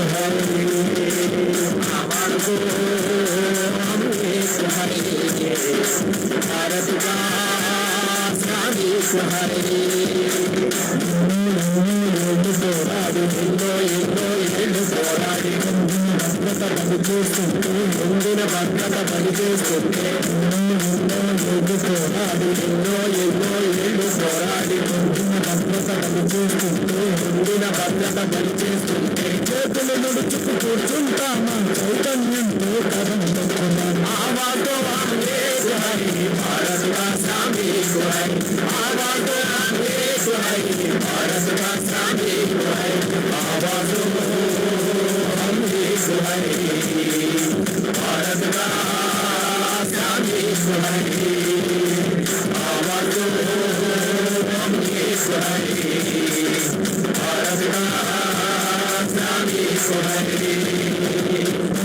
వ్యవస్థ తగ్గించేసి, వారికి వ్యవస్థ తగ్గించేసి, యజమానికి యమ స్వేచ్ఛను ఇచ్చి, యజమానికి యమ స్వేచ్ఛను ఇచ్చి. మనకి వ్యవస్థ తొలగించేసి, వారికి వ్యవస్థ తొలగించేసి, యజమానికి యమ స్వేచ్ఛను ఇచ్చి, యజమానికి యమ స్వేచ్ఛను ఇచ్చి. భయాభిక్షతో బతకండంటే కన్నం పెడుతూ కూర్చుంటామా. ఆవాజ్ దో హమ్ ఏక్ హై, భారత్ కా श्रमिक है. आवाज दो हम एक है, भारत का श्रमिक है. आवाज दो हम एक है, भारत का श्रमिक है. आवाज दो हम एक है, भारत का श्रमिक है. आधार करतो आउटसोर्स संतो, बेटा बच्चाలు ఒకసారి సంతో, बेटा बच्चाలు ఒకసారి సంతో. आधार करतो आउटसोर्स संतो, आधार करतो आउटसोर्स संतो, बेटा बच्चाలు ఒకసారి సంతో, बेटा बच्चाలు ఒకసారి సంతో. అన్నిటికీ పై రేటు, విశాలపై రేటు. అన్నిటికీ పై రేటు, విశాలపై రేటు. సాగదులే ఈ లోటు, సమస్య శక్తిని చాటు. సాగదులే ఈ లోటు, సమస్య శక్తిని చాటు. ఆవాజ్ దో హమ్ ఏక్ హై, భారత్ కా श्रमिक है. आवाज दो हम एक है, भारत का श्रमिक है. కార్మిక శక్తికి సంకేతంగా, కార్మిక కార్మిక శక్తికి సంకేతంగా దేశమంతటా సాగే పోరు దేశమంతటా సాగే పోరు కార్మిక శక్తికి సంకేతంగా కార్మిక శక్తికి సంకేతంగా దేశమంతటా సాగే పోరు దేశమంతటా సాగే పోరు సత్తా ఏంటో చూపిస్తా మరో చరిత్ర రాసిస్తా సత్తా ఏంటో చూపిస్తా మరో చరిత్ర రాసిస్తా సత్తా ఏంటో చూపిస్తా మరో చరిత్ర రాసిస్తా సత్తా ఏంటో చూపిస్తా మరో చరిత్ర రాసిస్తా రాసిస్తా మరో చరిత్ర రాసిస్తా మరో చరిత్ర రాసిస్తా మరో చరిత్ర రాసిస్తా. మిత్రులారా,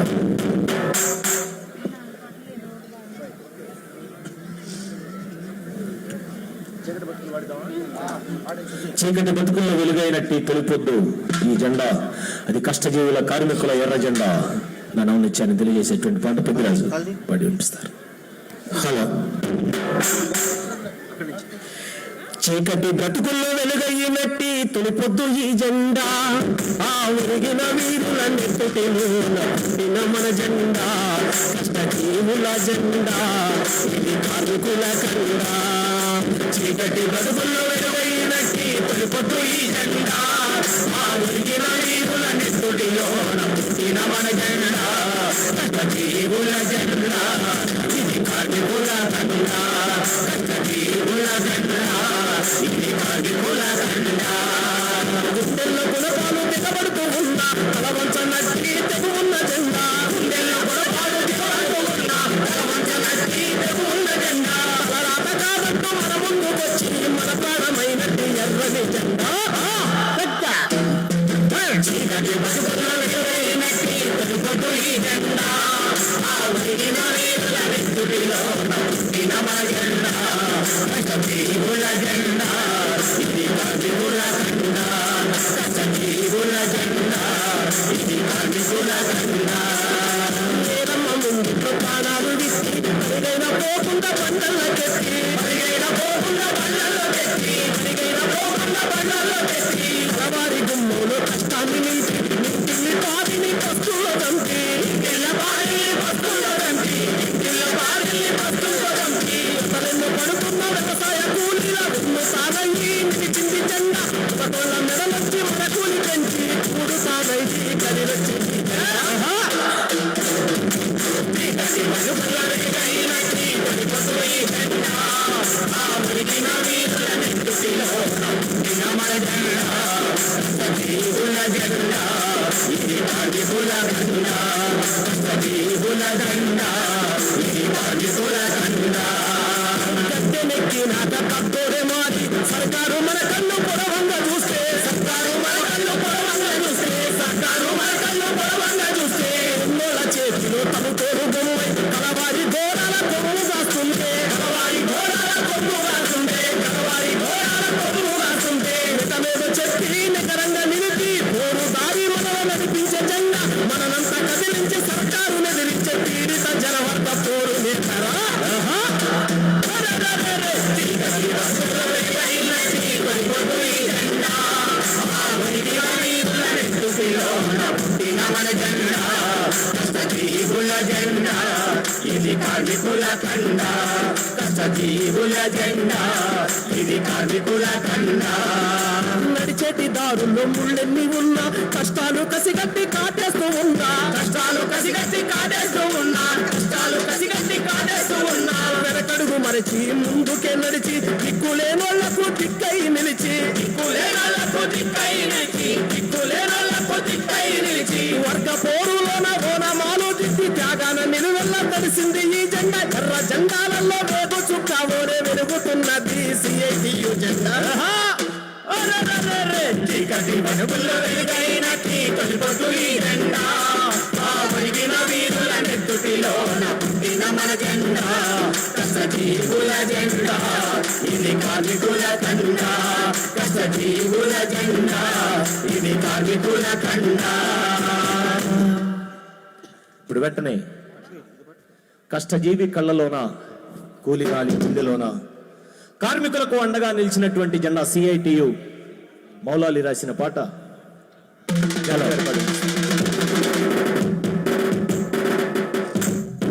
కష్టజీవి కళ్ళలోన కార్మికుల గుండెలోన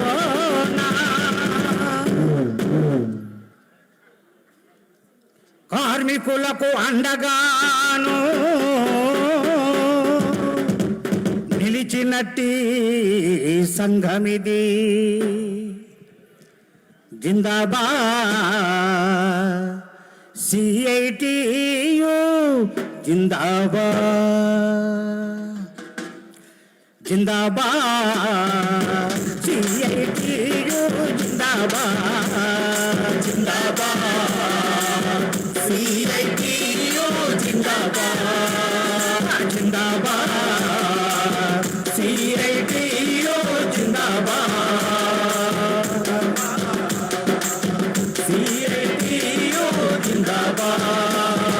కష్టజీవి కళ్ళలోన కూలినాలి గుండెలో కార్మికులకు అండగాను నిలిచినట్టి సంగతి జిందాబాద్ CITU జిందాబాద్ జిందాబాద్ CITU జిందాబాద్. మాక్సో మహనీయుడు చెప్పినట్టి సిద్ధాంతం సుందరయ్య చూపినట్టి చక్కనైన బాటలోన ద్వితీయారు కోపాలను నిర్మించిన సంగతిది జిందాబాద్ CITU జిందాబాద్ జిందాబాద్ CITU జిందాబాద్. కళ్ళలోన కూలినాలి గుండెలో కార్మికులకు అండగాను నిలిచినట్టు సంగతి జిందాబాద్ CITU జిందాబాద్ జిందాబాద్ CITU జిందాబాద్. పురుషులతో సమానంగా స్త్రీలను చూడాలని పురుషులతో సమానంగా స్త్రీలను చూడాలని అసంఘటిత రంగానికి అండగాను నిలిచింది అసంఘటిత రంగానికి అండగాను నిలిచింది రోగులను చేసింది తీసుగా నిలిచింది జిందాబాద్ CITU జిందాబాద్ జిందాబాద్ CITU జిందాబాద్. కార్మికులకు దిక్సూచిగా CITU నిలిచింది కార్మికులకు దిక్సూచిగా CITU నిలిచింది. శ్రామిక జన సంక్షేమం CITU చేయమంది శ్రామిక జన సంక్షేమం CITU చేయమంది. మహాబహుల త్యాగాలతో నిర్మించిన సంగతి జిందాబాద్ CITU జిందాబాద్ జిందాబాద్ CITU జిందాబాద్. శ్రమజీవే జగతికి మూలమని చెప్పింది శ్రమజీవే జగతికి మూలమని చెప్పింది. ప్రపంచ కార్మికులను ఏకంగా నిలవమంది ప్రపంచ కార్మికులను ఏకంగా నిలవమంది. అమైక్యతను సాధింత CITU జిందాబాద్ CITU జిందాబాద్ జిందాబాద్ CITU జిందాబాద్.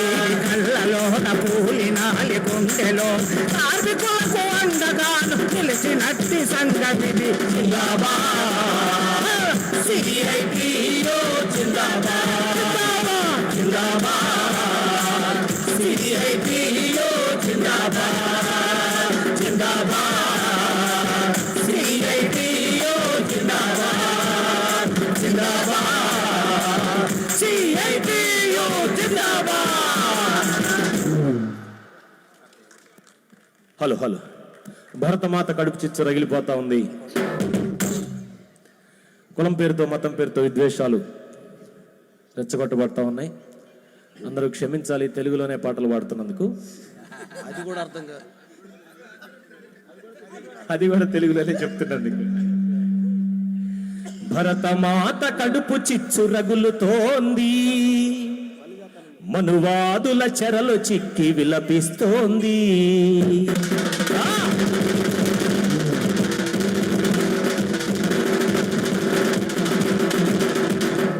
భరతమాత కడుపు చిచ్చు రగులుతోంది, మనువాదుల చెరలు చిక్కి విలపిస్తోంది. భరతమాత కడుపు చిచ్చు రగులుతోంది, మనువాదుల చెరలు చిక్కి విలపిస్తోంది. మనువాదుల చెరలు చిక్కి విలపిస్తుంది. దేశభక్తులార సమయమాసన్నమాయే, దేశభక్తులార సమయమాసన్నమాయే, దేశభక్తులార సమయమాసన్నమాయే, దేశభక్తులార సమయమాసన్నమాయే. మతోన్మాద బీజేపీ అంతు చూడలేలే, భరతమాత కడుపు చిచ్చు రగులుతోంది, మనువాదుల చెరలు చిక్కి విలపిస్తోంది. మనువాదుల చెరలు చిక్కి విలపిస్తోంది. అందరం పుట్టింది అమ్మ కడుపునే, మతాలన్నీ చెప్పింది ప్రజల హితమునే. అందరం చెప్పింది ప్రజల హితమునే, మతాలన్నీ చెప్పింది ప్రజల హితమునే. అందరం పుట్టింది అమ్మ కడుపునే, మతాలన్నీ చెప్పింది ప్రజల హితమునే. మతాలన్నీ చెప్పింది ప్రజల హితమునే. మతసారం మరుగుపరిచి విద్వేషం రగిలించి, మతసారం మరుగుపరిచి విద్వేషం రగిలించి, అద్దెనెక్క ఉన్మాదులు మనుషులను విడదీసి, అద్దెనెక్క ఉన్మాదులు మనుషులను విడదీసి, భూదండలు దారం మన లౌకికవాదం, భూదండల దారం మన లౌకికవాదం, చెదరకుండా కాపాడుకుంటేనే భవితవ్యం. భరతమాత కడుపు చిచ్చు రగులుతోంది, మనువాదుల చెరలు చిక్కి విలపిస్తోంది. మనువాదుల చెరలు చిక్కి విలపిస్తోంది. మాటల్లో స్వదేశీ, చేతల్లో విదేశీ, అదేమని అడిగితే అడిగినోడు దేశద్రోహి, అదేమని అడిగితే అడిగినోడు దేశద్రోహి. మాటల్లో స్వదేశీ, చేతల్లో విదేశీ, అదేమని అడిగితే అడిగినోడు దేశద్రోహి, అదేమని అడిగితే అడిగినోడు దేశద్రోహి. నోట్ల రద్దు అద్భుతాలు సృష్టించునన్నారు, జీఎస్టీ ధరలను అదుపు చేస్తదన్నారు, జీఎస్టీ ధరలను అదుపు చేస్తదన్నారు. ధనం నుండి పొయ్యిలోకి ధనాన్ని నెట్టేస్తిరి, ధనం నుండి పొయ్యిలోకి ధనాన్ని నెట్టేస్తిరి. ప్రజల ముంచి కార్పొరేట్ల సేవ చేస్తుంటిరి. భరతమాత కడుపు చిచ్చు రగులుతోంది, మనువాదుల చెరలు చిక్కి విలపిస్తోంది. మనువాదుల చెరలు చిక్కి విలపిస్తోంది. తిండి పెట్టనోళ్ళు మన తిండి మీద ఆంక్ష, భావాలను వ్యక్తపరిచే స్వేచ్ఛ మీద కక్ష, భావాలను వ్యక్తపరిచే స్వేచ్ఛ మీద కక్ష.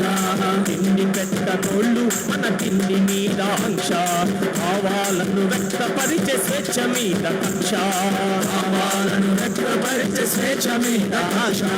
హిందుత్వ ముసుగులో అగ్రవర్ణ ఆధిపత్యం, హిందుత్వ ముసుగులో అగ్రవర్ణ ఆధిపత్యం. మైనారిటీ దళితులను అణిచేయుట దిన కృత్యం, మైనారిటీ దళితులను అణిచేయుట దిన కృత్యం. కళాకారులను కవులను కాల్చి చంపే వైరం,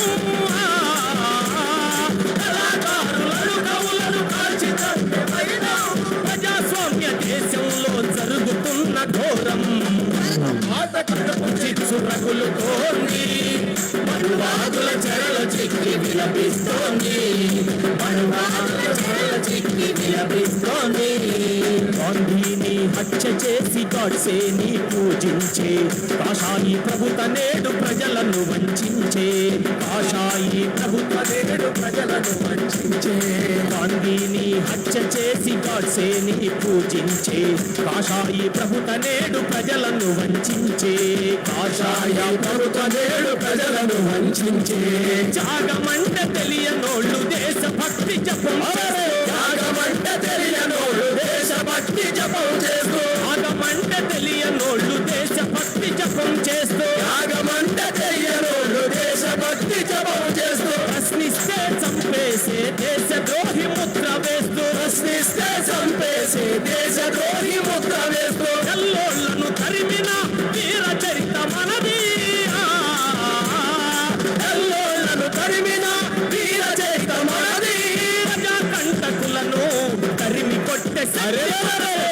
భూమాత కడుపు చిచ్చు రగులుతోంది, మనువాదుల చెరలు చిక్కి విలపిస్తుంది, భరత మధుల చెరలు చిక్కి విలపిస్తుంది.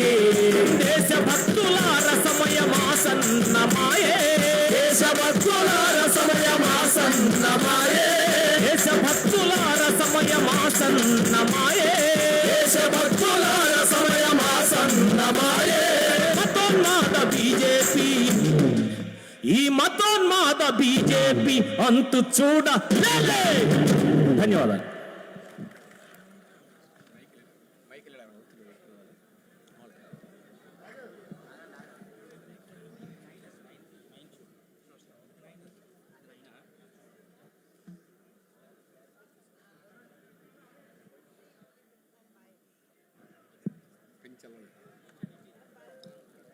Comrades, we will start the session shortly. Please, those who are outside, come inside. Now, we have received the flame of martyr Penchalaya from Nellore. The reception committee wants to give a memento to his family. His wife and sons are here.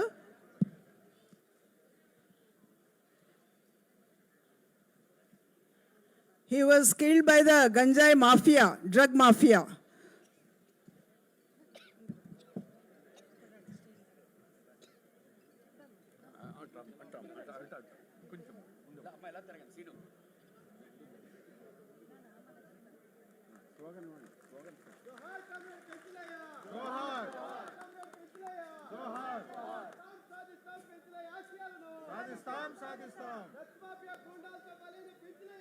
Johar Johar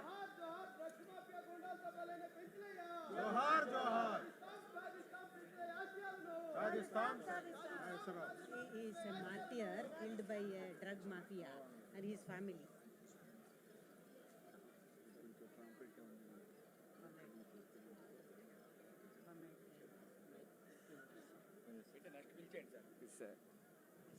I told the family of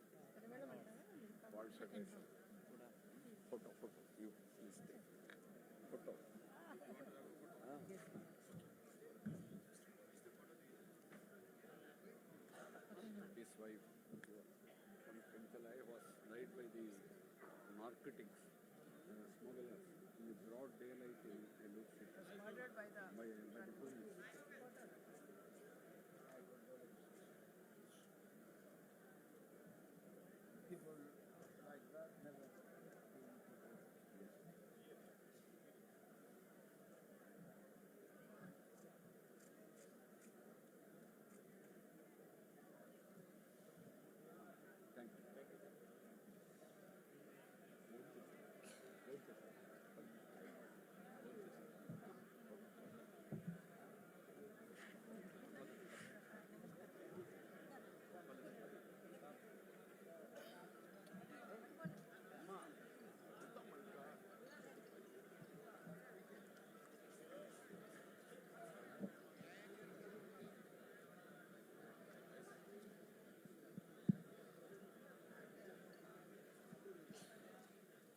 Comrades, please take your seats.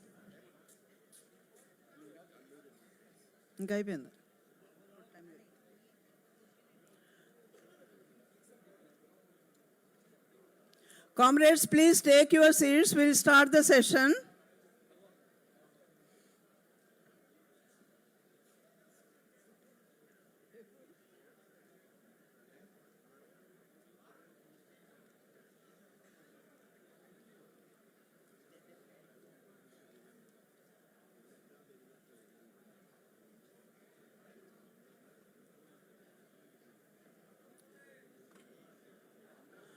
All the delegates are please requested to take their seats. Now we'll have a resolution. Comrade Tapan Sen, our General Secretary, will place a resolution against privatization of Vizag Steel Plant.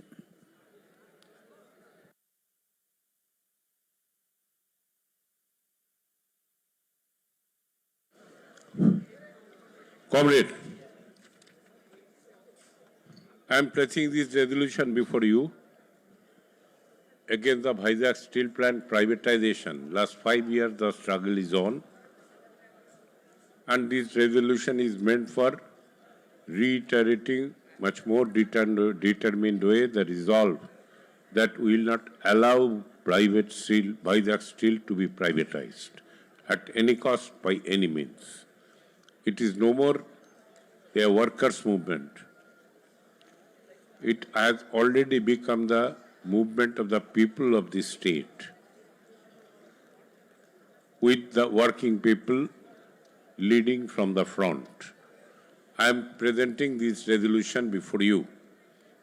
The 18th National Conference of Centre of Indian Trade Unions strongly condemns the central government's decision to privatize Rashtriya Ispat Nigam Limited, RINL, popularly known as the Vizag Steel Plant, VSP, and resolves to oppose the anti-national, anti-worker and anti-people move with all its strength.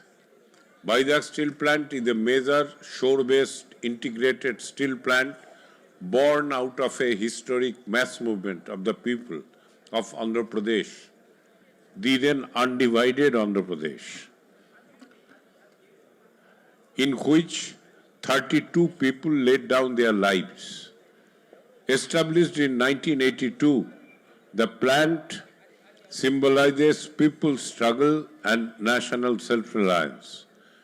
Despite persistent delays in fund release by the central government, which forced RINL to borrow heavily for commissioning the plant in early 1990s, the plant commenced production, giving meaning to the slogan Visakha Ukku Andhra Hakku. Spread over nearly 22,000 acres with modern facilities and a natural coastal advantage, VSP was envisioned as a strategic public sector asset. Steel is one of India's 8 core industries crucial for infrastructures, defense, shipbuilding, railways, energy, and manufacturing.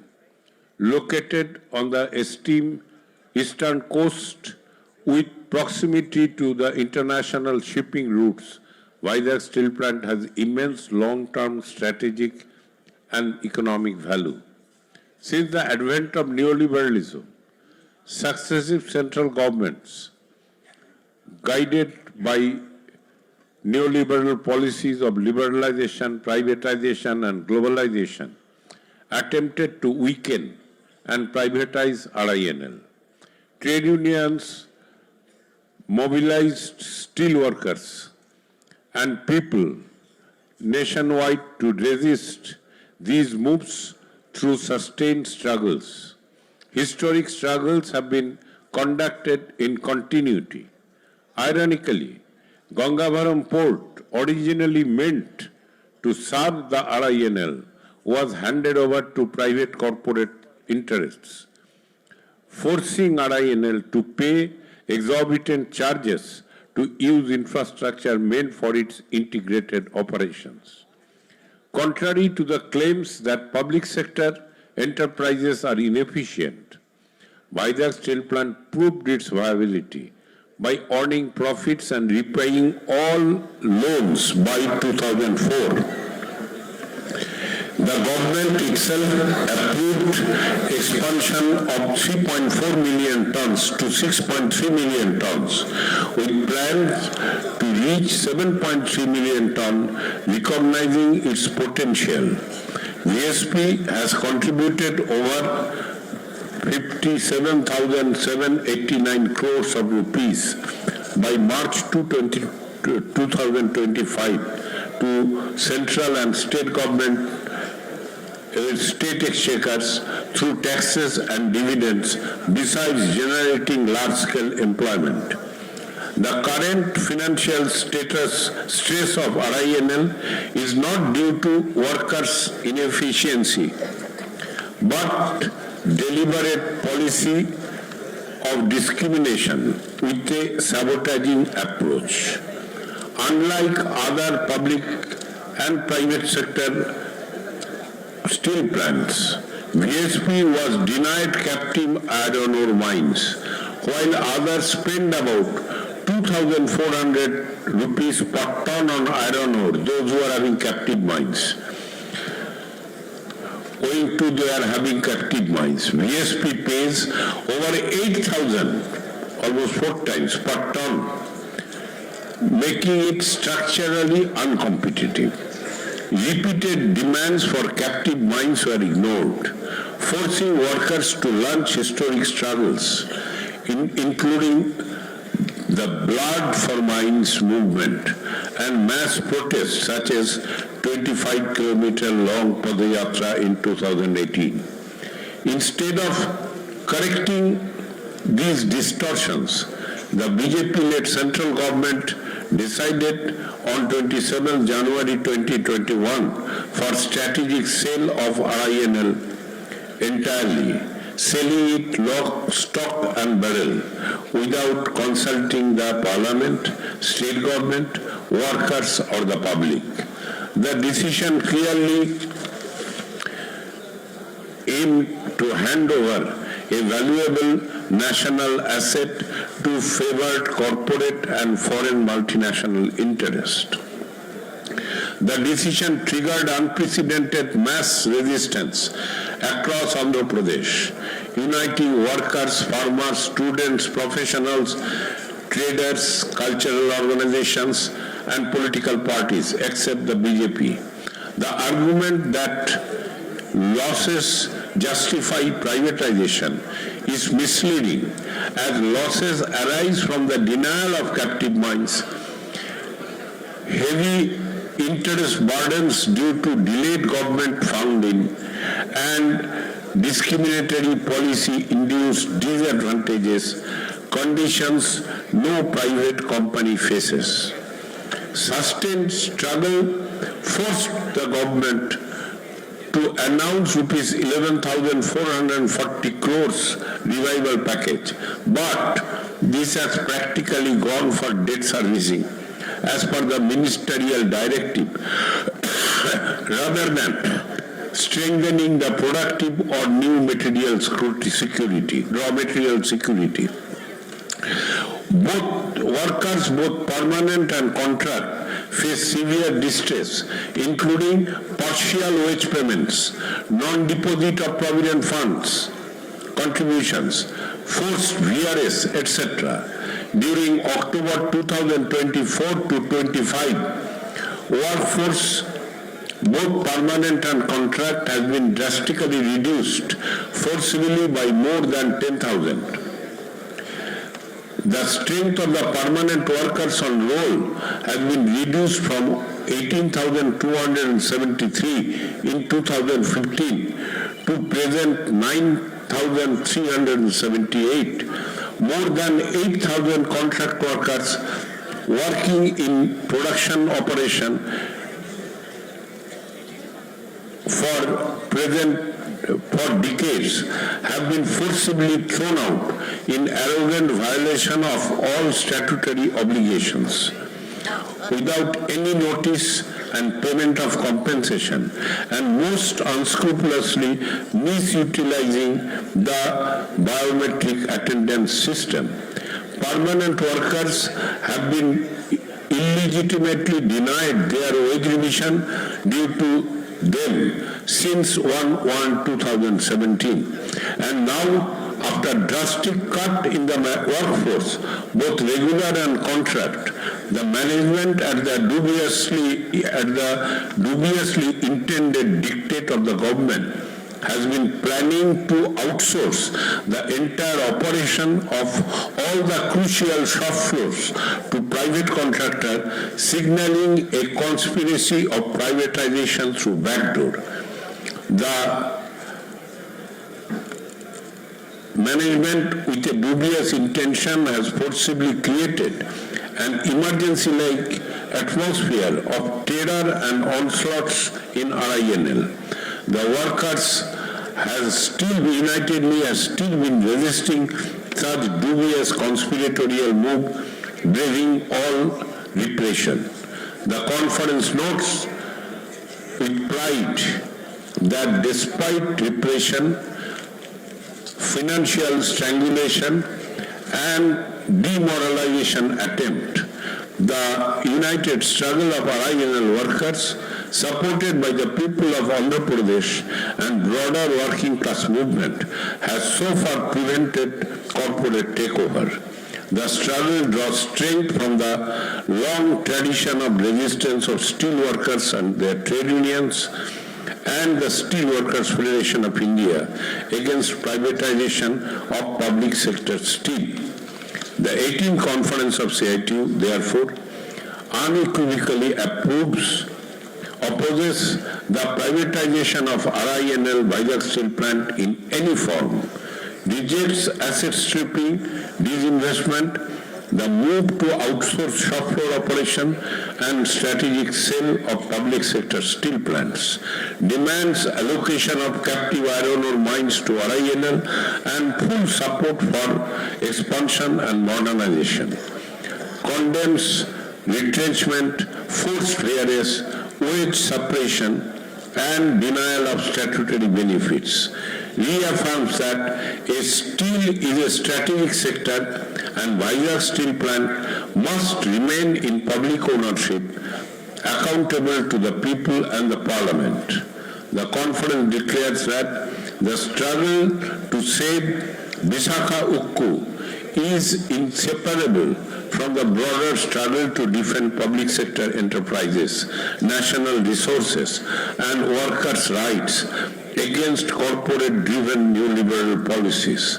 The conference calls upon the working class and the people of the country to launch a determined resistance struggle against the privatization and related onslaughts, including that of RINL Vizag Steel Plant. Comrade, this is the proposal of a resolution placed before you to reiterate the resolve of the working people of steel industry in particular and the workers in general in this part of the country, the ongoing struggle, to reiterate the determination to carry on the struggle and just not to allow Vizag Steel Plant to be privatized at any cost and by any means. I request comment acceptance of this resolution by all of you. Thank you. Comrades, the resolution has been... Oh, comrades. Resolution has been placed by the General Secretary. Those who adopt the resolution, accept the resolution, please raise your hands. I think there will be no opposition. The resolution is unanimously adopted. Now we have to take the struggle forward to protect the Vizag Steel Plant and prevent privatization of the public sector. Now, comrades, our central leaders of the central trade unions, they are here to greet the conference. So first of all, I request Mantri Rajashekhar, National Senior Secretary of INTUC, to address the gathering.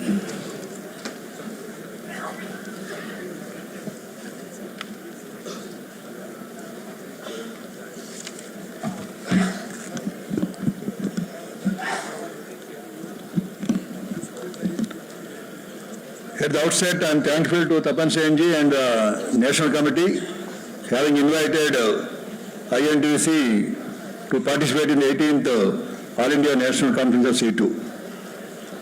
So on behalf of INTUC and on behalf of our All India President Dr. Sanjeev Reddy, former Rajya Sabha member, former Labour Minister of Andhra Pradesh, I wish everyone and greet everyone to make the program success. In fact, Dr. Sanjeev Reddy intended to attend this conference due to his ill health. He was unable to attend this. Last minute he cancelled his program. So he asked me to attend this meeting and to convey his greetings to all of you. So anyway, this is a one part. As a central trade union, we always support the trade union movement in the national level. But leave about my positions in the INTC or the trade union. I am a trade union worker hailing from this place, Visakhapatnam. So Visakhapatnam, in the steel plant also. And Visakhapatnam is such a beautiful city. Already Narsingarao Reception Committee Chairman explained, Amlata Garu, and just now he introduced the resolution. Everybody positive. We are thankful to all the delegates opposing the privatization of Visakhapatnam steel plant. So Visakhapatnam steel plant is such a beautiful steel plant, and it is a backbone for this Uttaran, this is North Coastal region, and it is the only steel plant in a bigger industry in Andhra Pradesh. After division, it is the only biggest industry. So that they wanted to privatize, we are opposing all unions combinedly. We are making a struggle, and we are thankful to the CITU and other central trade unions also having extended support. Here I wanted to say Visakhapatnam is a city of destiny. The people from delegates, esteemed guests from different places, and the dear respected comrades, respected dignitaries on the dais, and especially the WFTC General Secretary, sacrificing a New Year movement, New Year Eve. He all the way came to Visakhapatnam and extended his warm greetings to the delegates, not only to the CITU delegates or the WFTU, his entire working class, entire people of India. He extended, I am thankful to our WFTC General Secretary, sir. So this is, and he has given a very good message, not only in the country, everywhere. This problem is taking place. Their governments are crushing the trade union movement, and even almost this war comes to the power, they are really forgetting the rights of the working class and human rights. Everywhere they are crushing the movement, the trade union movement. So we have to follow his, whatever the message is given, we have to follow. And especially I am thankful there are two these resolutions are passed before me, before I think our Tapan Senji about steel plant, and the February 12th strike, Madam Hamlata also, she introduced it. So we are fully supporting INTC as a premier organization in the country. We are supporting both the resolutions, and we will take forward to the people, and at the grassroots level also, we will take this message and to make it success. And because on behalf of INTC, we wish this program to success and to extend our solidarity for strengthening our further movement. So Visakhapatnam as such is a Visakhapatnam industrial city. Now the CITU has taken a decision. I am thankful to the CITU organization. They are very much disciplined, cadre-oriented organization. So they have taken a decision to organize Visakhapatnam because recently the world, this sector industrial summit also taken place. There are so many industries are going to come in this region. So at this crucial hour, it is needed to highlight the problems of the working class and to create an employment to the local youth or by various parts of the country. So this is the right place to go further, and because Visakhapatnam is a center of trade union movement, not only trade union, public sectors has created a big boon to the state exchequer and to the government also. Even Visakhapatnam steel plant, almost 60,000 crores we paid in the form of taxes and dividends. So such is the beautiful city. Now they wanted to ruin in the central government, they wanted to ruin it. So now again they are introducing labor codes and all these things. So that there also it's other problem. And MGI, whatever Mahatma Gandhi Rural Employment Program was, they wanted to complete abolish it.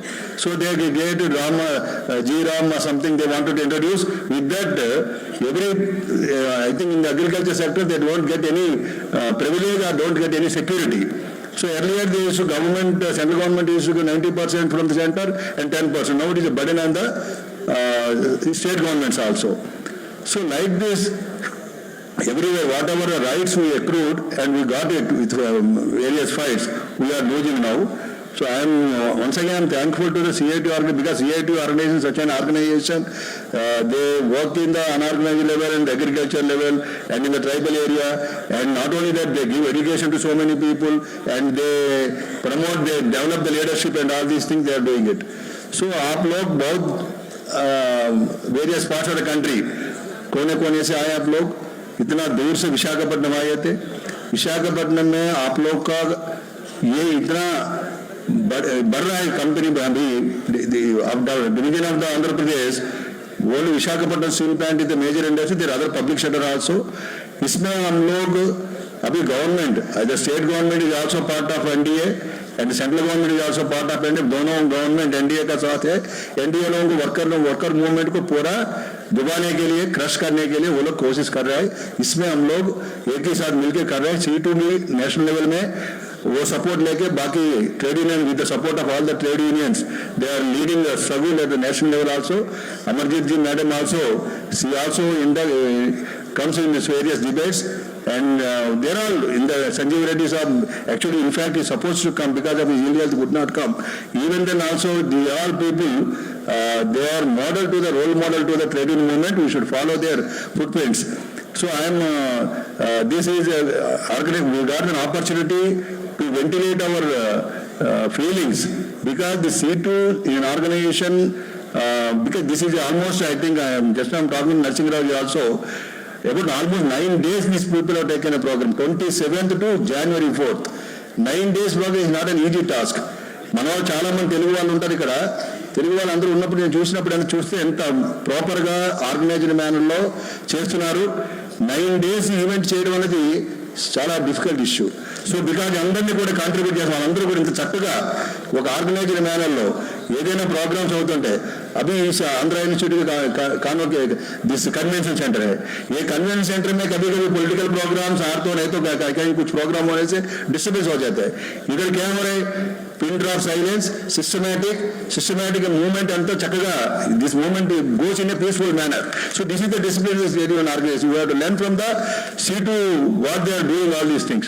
But at the same time, this government is almost the trade union right, they are curtailing it.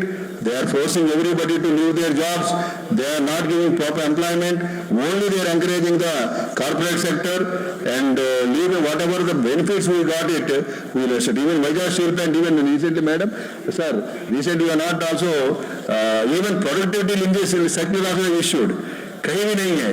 So everybody, suppose you take an example of BHL or NTPC or ONGC or HPCL. So people come for the employment. Where they posted a department, it is up to after selection in the company, they will post it. Now is a very peculiar issue. Each department wise they are distributing the salary. The salary is also not giving in a time. So with that, that is the situation in Visakhapatnam steel plant we are facing. Everything controlled with no management, and unions they are not encouraging it like the British rule. It's an emergency rule. They are doing it, all these things. So we are all fighting on those issues, and that's why we have not allowed anybody. The government has announced to 100% privatization. There they are legal advisor, transaction advisor, asset allier. We are not allowed anybody. That is both we have taken it. Still we are doing it even in a steel plant. Also we are doing everyday programs and all these things. In city also, all the unions supporting for the steel plant agitation. We are doing it where CITU is also taking lead in this matter. So once again I am thankful to the organizers for giving an opportunity and the delegates. आप लोग कहीं कहीं आप लोग आए, आपका साथ INTC भी है. आप लोग क्या आपका कुछ प्रॉब्लम हो, कुछ हेल्प चाहिए तो हम लोग विशाख में रहेंगे. किसी को तकलीफ नहीं होना. Whatever help you require from us, we will definitely extend. We will not work together and with unity movement. Unity, we will go further and march forward and struggle. We have to continue the struggle. Unless we work together and to fight with the central government, we cannot achieve. And the trade union movement also, day by day, they wanted to demoralize it also. That is why we have to organize in the grassroots level and even gig workers also. Now that is required even in Swiggy, Zomato, now in Andhra Pradesh, not in Andhra Pradesh, Karnataka, Tamil Nadu, Maharashtra, they want to go on strike from today onwards. So such is the situation, and they don't give employment. If anybody goes and help employment, they are also crushing the movement, entire movement. So in one way, this capitalism is encouraging, the poor man goes poorer and the rich man goes richer. That is happening in the country. So this country, only trade union movement can fight for the betterment lives of the people. All unions combinedly have to go further and all these things. And also we request, and the CITU has organized a program, and whenever you get an opportunity, kindly make a visit to Visakhapatnam steel plant and also the places in the, especially from Odisha, Bengal, and all these people are coming to Kerala. Is a different one. Kerala, they have good scenic beauty and all these things.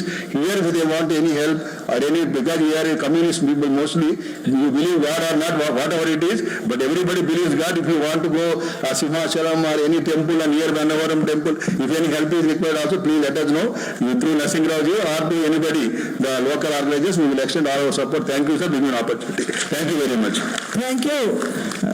Sri Mantri Rajsekhar ji, just a minute.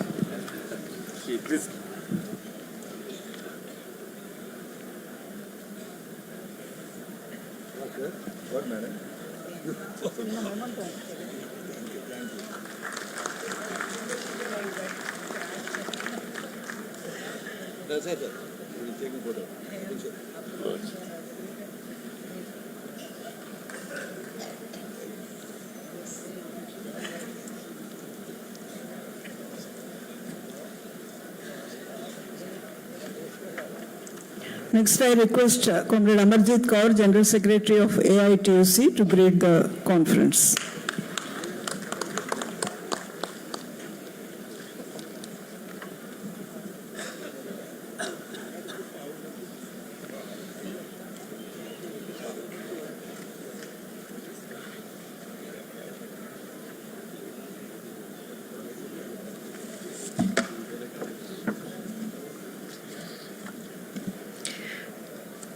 Comrade President of the open session, Comrade Pambis, General Secretary, WFTU, all my colleagues from Central Trade Unions, and all the comrades sitting on the dais and in the hall, friends who have come to attend this open session, as well as the media persons. It's a very important occasion for us. We, the Central Trade Unions, decided about strike action, and this first opportunity for open announcement has come here, and you have adopted a resolution that's for you to take off, and all of us are taking off at our own organizations. The second resolution which you have taken here about Visakhapatnam steel plant, RINL, all of us have witnessed very militant struggle, not only in Visakhapatnam, even during Corona period, when the central government did not want any opposition or any demonstration in Delhi. At that time, comrades, friends, the farmers affected, their families affected, everybody, they dared to come to Delhi. And police was chasing them, not letting them come. Going to the hotels, telling don't allow these people to come. All that was done. But you continued your battle, struggle with support from all over India of our central trade unions. And here today you are adopting a resolution which is a collective battle of trade unions, farmers and the community people here in Visakhapatnam. So on these two resolutions, important resolutions which you have taken up, congratulations to you, we are part of it. You heard Comrade Pambis, his speech is circulated.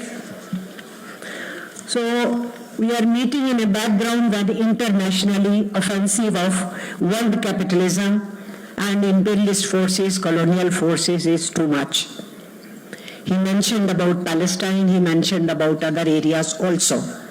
And resolve of the international working class to stand with the Palestinian people. Workers are never, were never, are never, will never be for wars. We are not for wars. We are for peace. We are not for the resources created by human beings to be wasted on weapons. We are not for that.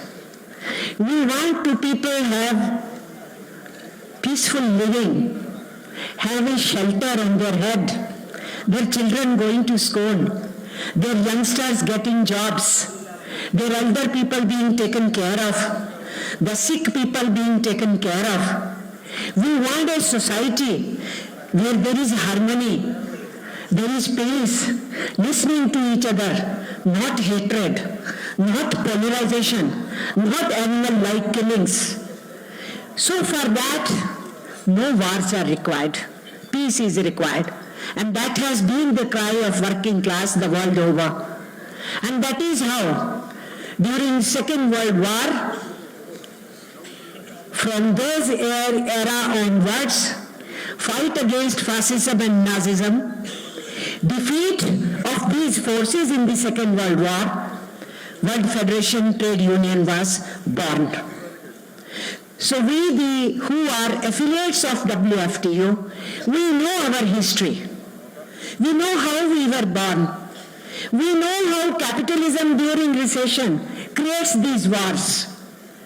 We know how they try to meet their crisis at the cost of human dignity, at the cost of labor dignity, at the cost of common man's life. We know it. And we also know they can never give solutions. They can always give burdens to the people. Those who believe in war, believe in Nazism, believe in fascism, believe in colonialism, and now believe in neo-colonization of the world.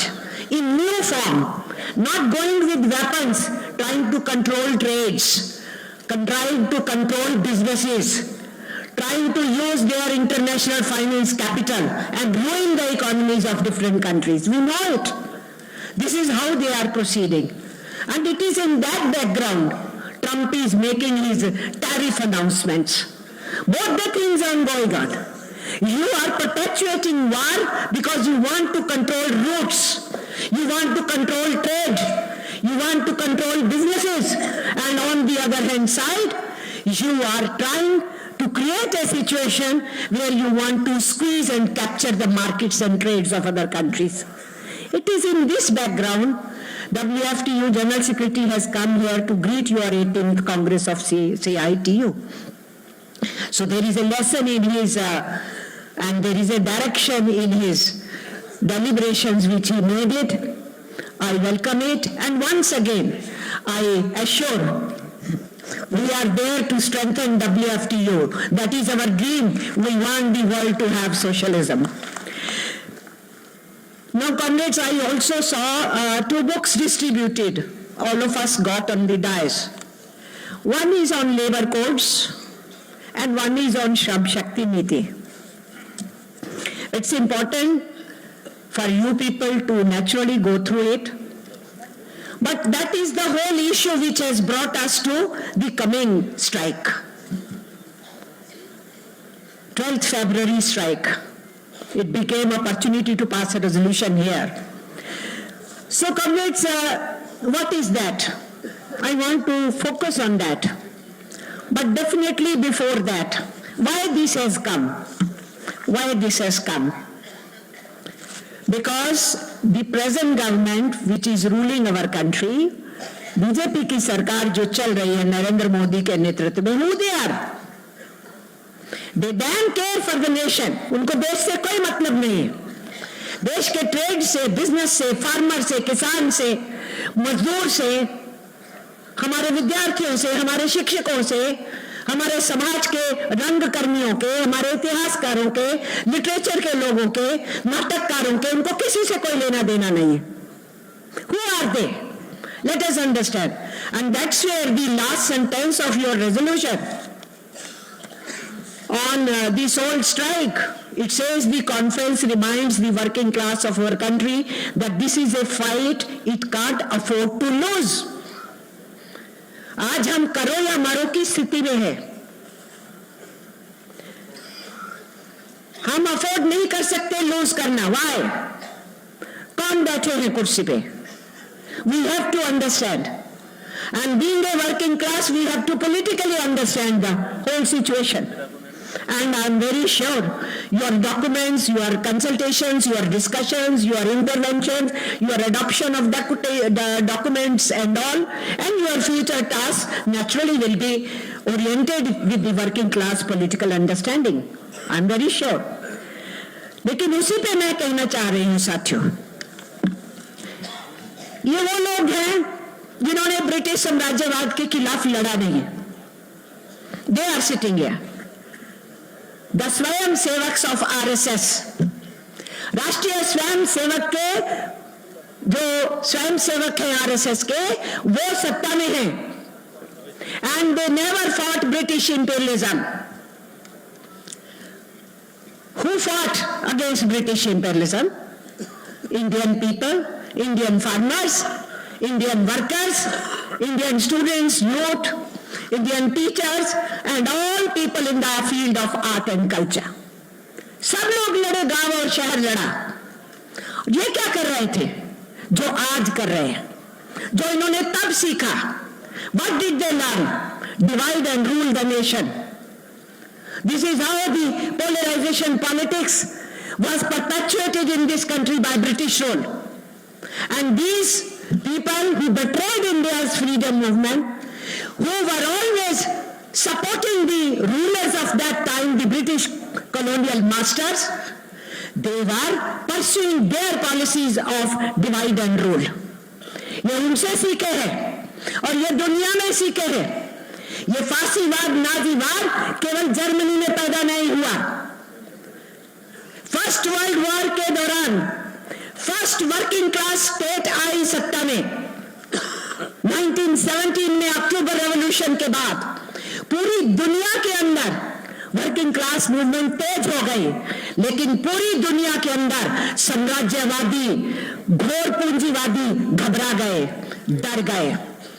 और उस situation में ये फासीवादी, नाजीवादी character पूरी दुनिया में पैदा किए गए. It was not only Hitler and Mussolini there, it was RSS in India also. We should understand it has nothing in isolation when we are talking internationally. उस हिसाब से ये कौन लोग हैं, इसको हमें समझना चाहिए. हमें और आपको तो क्लेम करने की जरूरत नहीं है ना. आरएसएस के जो लीडर थे, हेडग्वार, फाउंडर थे, वो खुद क्लेम किए हैं. उनका कहना है हमारी अंग्रेजों से लड़ाई नहीं है. उनका कहना था ये सारे नौजवान भगत सिंह, सुखदेव, राजगुरु ये सब भटके हुए हैं. ये उनका कहना था कि हम हिंदू राज बनाएंगे. ये उनका कहना था कि क्रिश्चियंस, मुस्लिम और रेड फ्लैग हमारे दुश्मन हैं. ये उन्हीं का कहना था. और उन्हीं से पूछा गया था आपकी फिलॉसफी क्या है, तो उन्होंने कहा था नाजिज्म, फासिज्म. उन्हीं से पूछा गया था हु इंस्पायर यू, तो उन्होंने कहा Hitler and Mussolini. So it's not we, Mr. Narendra Modi and Amit Shah, we are not blaming you. We are reminding you what your own guru told you and you are following those footpath and footsteps. उसी को follow कर रहे हैं. इसलिए आज ये divide and rule की politics जो ब्रिटिशर्स की थी वो हिंदुस्तान में ला रहे हैं. उसी तरीके से they were never for public sector, they were never for public services. ये पब्लिक सेक्टर और पब्लिक सर्विसेज का स्टार्टिंग में ही विरोध किए. 1955-56 में इंडियन पार्लियामेंट के रिकॉर्ड्स उठा के हमें देखने चाहिए. And we will find how Bharatiya Jana Sangh party, the old name of Bharatiya Janata Party, their very same leaders, how they opposed public sector formation in India and the public services in India. So what Narendra Modi is doing what they believe in. And that's why it is dangerous that such a force is sitting in the power in center, जो पूरा हमारा achievement है independent India के अंदर public services और public sector का, और सारा इंफ्रास्ट्रक्चर जो पब्लिक सर्विसेज में और पब्लिक सेक्टर में क्रिएट हुआ है, ये उसको वाइंड अप करना चाहते हैं. They simply want to wind up all the public sector and public services because they never believed in it. ये नारा government has no business to do business, इन्हीं का नारा है जो पार्लियामेंट में 55-56 में इन्होंने दिया, जब देश में ये पॉलिसीज डिस्कस की जा रही थी पंडित नेहरू के टाइम पे। So let us be very clear, इसीलिए तो कहना है कि we can't afford to lose, as because the trade unions have been in the leading struggling against their policies, against their anti-worker, anti-farmer stances. That's why the trade unions are the first under attack. तो हमारे पे labour codes में आएंगे तो किस पे आएंगे? Trade unions को कुचलना है, ये नहीं किया जाएगा तो और क्या किया जाएगा? So this labor codes is outcome of that situation, because they don't want anybody to put up stiff battle against them.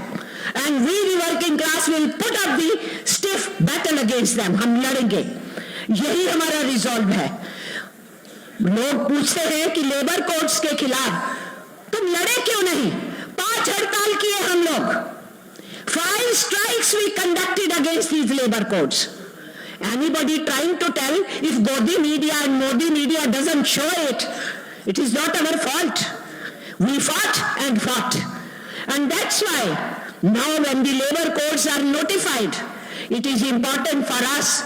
The first action which we have decided is 26th November we made a good mobilization, but then we said we will go in for other actions, and we have decided about the strike unitedly on 9th February. So it is understood all of us have to collectively see to it that this strike becomes successful. It is against privatization, it is against labor codes. समय कम है, साथी बता रहे हैं, और साथियों ने बोलना है. That's why I don't go into those details. The documents will be before you, and you will be going through those documents, especially about labor codes and about Shram Shakti नीति. पर हमें ले जा कहाँ रहे हैं, उसी पे मैं लास्ट में कहना चाहती हूँ. Indian Constitution's preamble talks of democracy, secularism, sovereignty and socialism. We are not a socialist state, but we were a welfare state. Socialism is our objective. We want to reach there. But welfare state तो हिंदुस्तान में establish हुआ. Mr. Narendra Modi's government doesn't want even welfare state to exist. ये जो मनरेगा पे attack हुआ, उसको wind up किया गया, स्टेट्स के ऊपर बोझा डाला गया. कितनी और वेलफेयर स्कीम्स हैं जिसमें स्टेट्स पे बोझा डाला गया है, उन सबको वाइंड अप करना चाहते हैं. यहाँ स्कीम वर्कर्स बहुत बड़ी गिनती में डेलीगेट्स आई हुई है, लड़ाकू है. उनकी स्कीम्स को भी कब वाइंड अप करेंगे, देखने की बात होगी. जब पार्लियामेंट से पास नरेगा को वाइंड अप कर दिया, तो ये वेलफेयर स्टेट भी नहीं रहने देना चाहते. ये हम दो और हमारे दो हैं, मिस्टर मोदी, अमित शाह, अडानी एंड अंबानी. ये जो इनका स्पीड चल रहा है कॉर्पोरेट सेक्टर्स के हक में चल रहा है, और आम आदमी को आप केवल 5 किलो अनाज देके उस पर मेहरबानी कर से उससे वोट बटोरने के लिए वोट से पहले कुछ पैसे उनके अकाउंट में डालो और वोट ले लो, और वेलफेयर स्कीम्स को वाइंड अप कर दो. This is how the trend is going on. इसीलिए वोट चोरी भी चलता है, इसीलिए इलेक्शन कमीशन भी जेब में है, इसीलिए हिंदुस्तान की सत्ता का हर इंस्ट्रूमेंट इन्होंने घुसा दिए हैं अपने आरएसएस के लोग, जो इंडियन कॉन्स्टिट्यूशन को नहीं मानते. और इसीलिए मेरा आप साथियों से कहना है, जो ये श्रम शक्ति नीति लेके आए हैं, वो क्या कहती है? जो हमने लड़ा 19th सेंचुरी ऑनवर्ड, हमने 150 साल लड़ा कानूनों को हासिल करने के लिए. वो मॉडर्न लॉज हैं हमारे, उनको ये बोल रहे हैं ये आर्काइक है. Our labor laws fought for 150 years and which we achieved. They are saying these are archaic. Then what is modern for them? हजारों बरस पहले जो स्मृतियां थी वो मॉडर्न है. हजारों वर्षों से जो चल रहा था, मजदूर 17 घंटे, 18 घंटे, 20 घंटे काम कर रहा था, वेज भी नहीं मिल रहा था, सामाजिक सुरक्षा भी नहीं थी, डिग्निटी ऑफ लेबर नहीं थी, काम के घंटे तो सुनिश्चित थे ही नहीं, जितना मर्जी काम लो. इसके खिलाफ लड़के हम कानून लिए. और वो हजारों वर्षों पहले मजदूर को वेतन मांगने का अधिकार नहीं। अगर तुम बोलोगे तो जुबान काट दी जाएगी। अगर तुम मालिक लोग कुछ उसके कपड़े और उसके खाने के अलावा कुछ ज्यादा दे दोगे तो तुम्हें पाप लगेगा। मालिकों को डराया है उन स्मृतियों ने, तुम्हें पाप लगेगा। उन सारी स्मृतियों का सार देखिए, वो ह्यूमन बीइंग को ह्यूमन नहीं मानते, मानव नहीं मानते। Working class politics has given a concept of human dignity and human rights to whole of civilization in the world. And working class movement has brought the whole question of labor rights as the dignity of labor. Working class throughout the world has fought and got a situation when today even UN system had to say that the labor rights are human rights. So this is a long battle which we conducted, but these people don't believe in that. They want today India to be recolonized, and that is why they have taken behind Mr. Trump or whosoever name it will be, international finance capital and neo-colonial masters who are emerging here and there in every continent. In this background, holding these conferences of our various central trade unions, every meeting, every program, every action is very, very important. करो या मरो का स्थिति है, do or die का स्थिति है, अगर हमें बचाना है। और हम याद रखें, हमारा हिंदुस्तान नौजवान है। 65% of our population is below 35 years of age. It's youth who is not getting employment. They are suffering. When I was coming from Delhi, yesterday I was looking at the newspaper. What is the newspaper? Odisha people must be sitting here. In Odisha, day before yesterday, they conducted recruitment of home guards. For only 183 posts, 1,800 youth were sitting there for, you see, for that home guard job. Sixth standard pass onwards. But students with post-graduation, with engineering, with PhDs were sitting there to get a job of home guard. Such is the pathetic condition of our country. So youth is important for us, our future worker.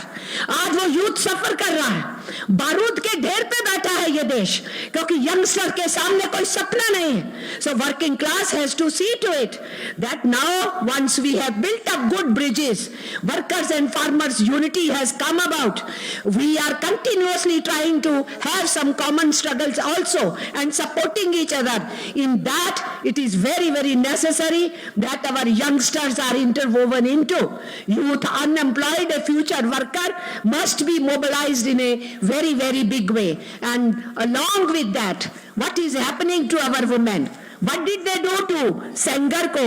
Sengar को high court bell दे देता है और supreme court को रोकनी पड़ती है और लोगों को एजिटेशन करना पड़ता है. Where are we?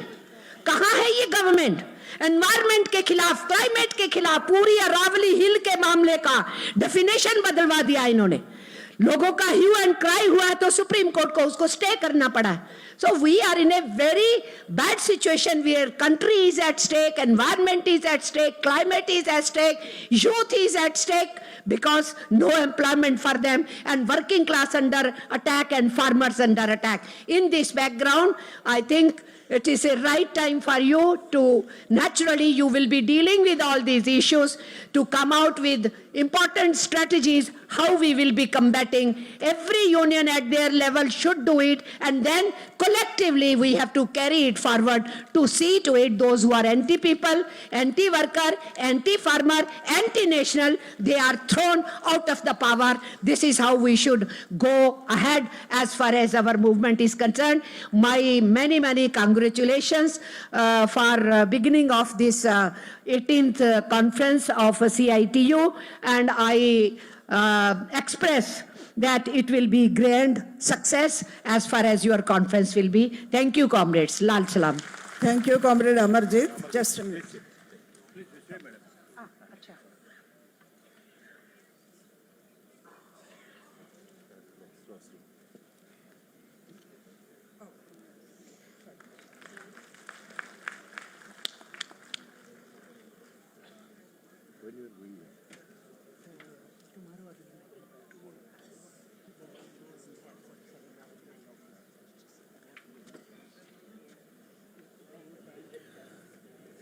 Now I request Comrade Jaisen Meher, All India Secretariat member of AIUTUC, to greet the conference.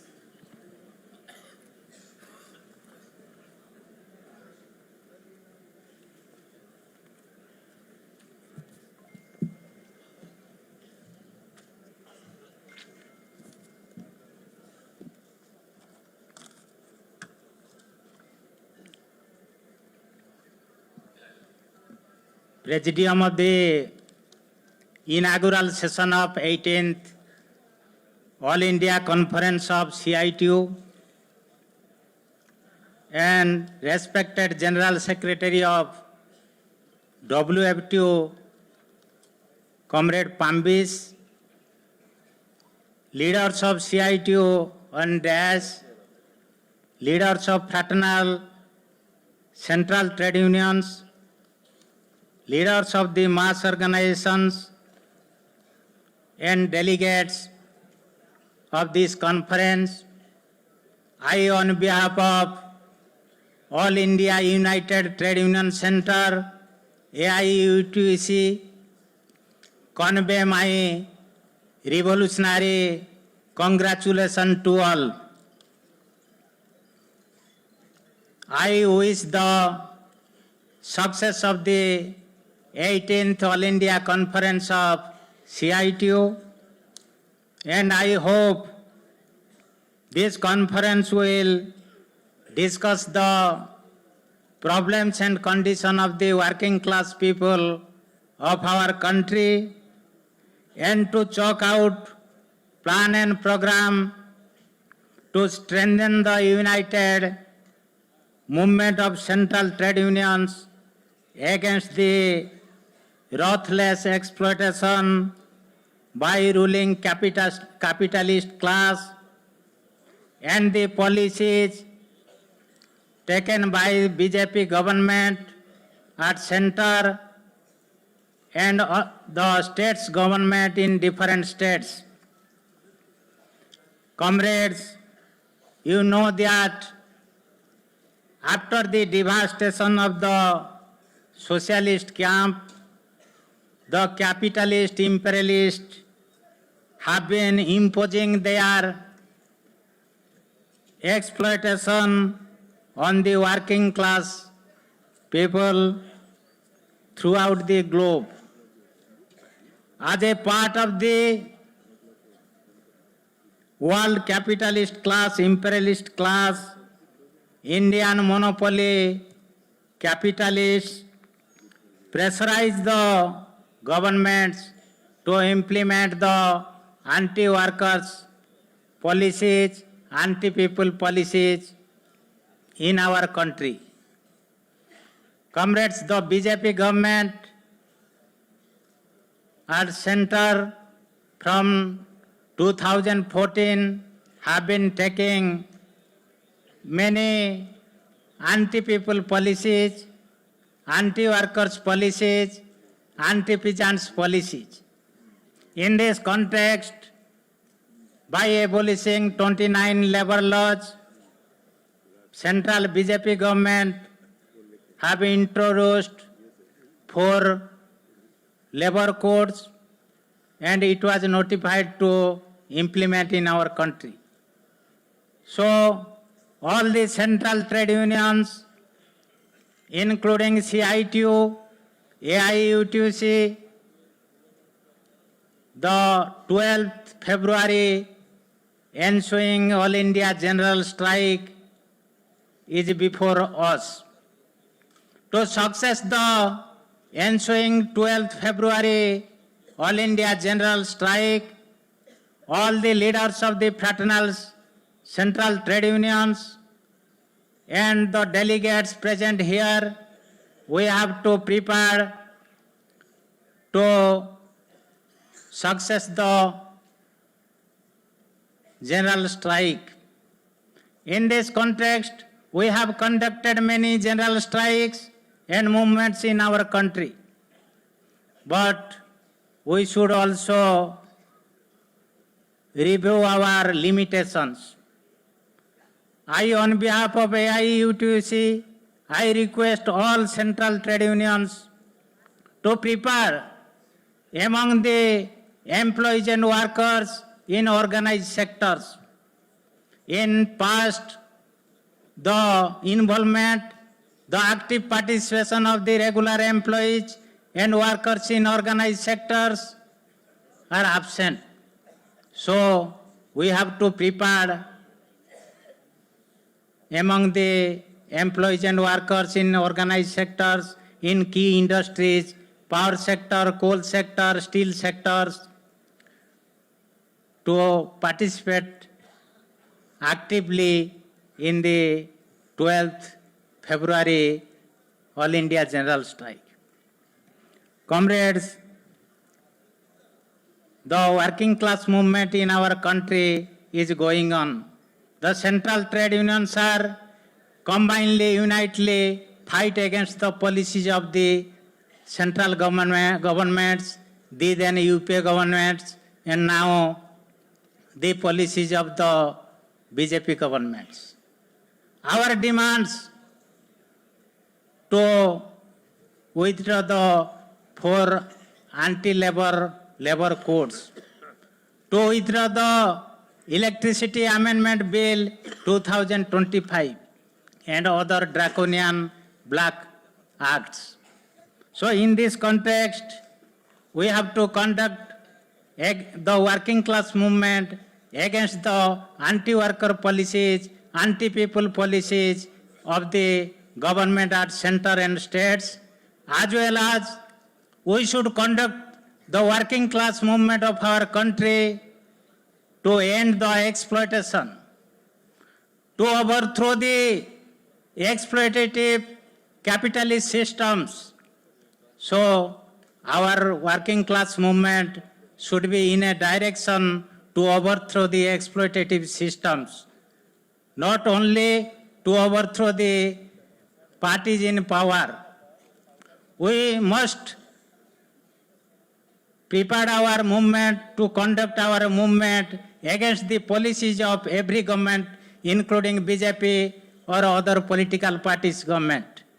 But also, we have to conduct our movements in such a way that working class movement should be conducive to overthrow the exploitative system, and we should conduct our movement to establish socialism. So in this way, I hope 18th conference of CITU will pass its resolution and take its plan and program to build up the working class movement in this country and to strengthen central trade unions united movements. This much I concluded. I thank to all the delegates and the leaders of CITU for this conference. This much, comrade, I concluded. Thank you, Comrade Jason Meher. Just a minute, Comrade.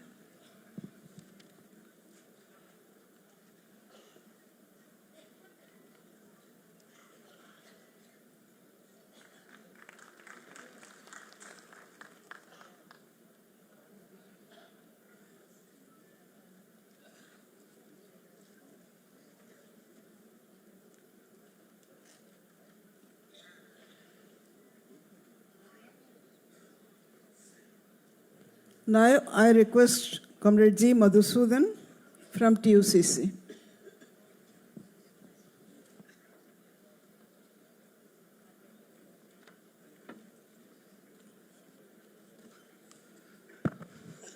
So, good afternoon to all the dignitaries who are on the stage and all the fraternal delegates who are sitting here and all the ferocious comrades who have attended this conference, to the media people and the volunteers who are supporting each and everyone.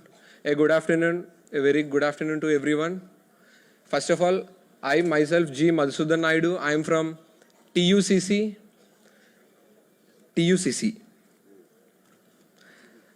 Trade Union Coordination Center, I'm from the TUCC, and from the TUCC, I support the resolutions which have made by Madam U. Hemalata Garu and also Sir Tapan Sen sir. They too have proposed two proposals, and from the TUCC, I completely support all those things.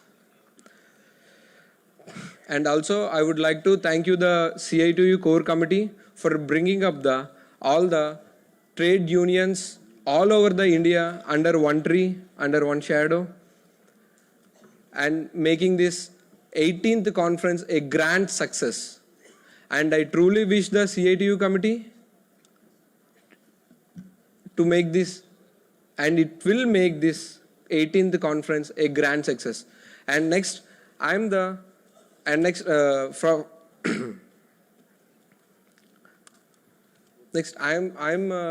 working class. I work in an RINL, that is Vizag Steel Plant. In the two resolutions, second resolution is about RINL. I personally facing a lot of problems with the labor codes. I personally facing very big problem with the labor codes. From this conference, those two resolutions which we have made, जो resolutions हमने बनाया, जो madam and sir बोल दिया, वो दो resolutions हम बिल्कुल support करना है. And we have to make the strike, that is on February 12th, a grand success. With this, it will be a slipper shot for the ruling government. They will open their eyes and again they will verify the labor codes.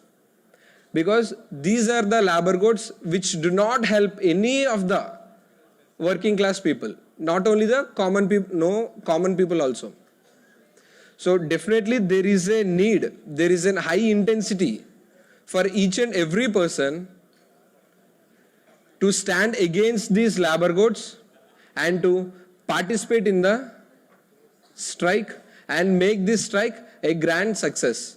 And also, I request each and every trade union of the different states to support the second resolution, that is to stop disinvestment of the RINL.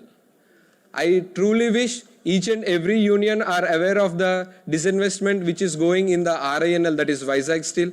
Vizag Steel is the only steel plant which is present in the northern Andhra Pradesh, which is a Navratna, which is under the category of Navratna. And from that Navratna steel plant, there are thousands and thousands and thousands of people who are dependent directly and indirectly. If that RINL is undergoing for the disinvestment, there are thousands and lakhs of people who will face the problems, who will face the consequences financially also. So I request the trade unions to please support the second one, which is to disinvestment of the RINL. And next, I would like to conclude my speech by saying one example, that is the ruling government. In 2014, it has came into force by saying a few of the false statements, Modi's government. In that, I would like to tell only one example, that is Achhe Din. I think everyone is aware of the Achhe Din which is said by the Modi. Achhe Din is for whom? Is that capitalistic persons or the working class persons? And I would like to give only one example. In 2014, the price of 1 liter petrol is of about 70 rupees. In 2024, that price has increased to 108 rupees. Achhe Din is for who? For the working class? For the common people? Or the capitalistic society? Only in the COVID time, during those 2 years of the struggles, every individual's per capita income has been reduced thoroughly. But only 2 persons in India, only 2 persons, that is the capitalistic persons, only 2 persons, their income has increased to 35,000 lakh crore. How is this possible? Achhe Din is for working class? Achhe Din is for common people? Or Achhe Din is for capitalistic people? From the TUCC, we strongly oppose the capitalistic society. And I think I am the youngest person on the stage. And I request all the trade unions to show a way, to show a path for the youngsters like us. And we need a socialistic society. We strongly oppose the capitalistic society. I request the other trade unions and all the dignitaries who are more senior to me to support us, to guide us, to show a way for the socialistic society. We don't want capitalistic society. And thank you. And Thank you, Comrade I'm very much privileged that this is my first speech in front of the greatest leaders of trade unions. Thank you. Thank you. Thank you, Comrade Jimas. Yes.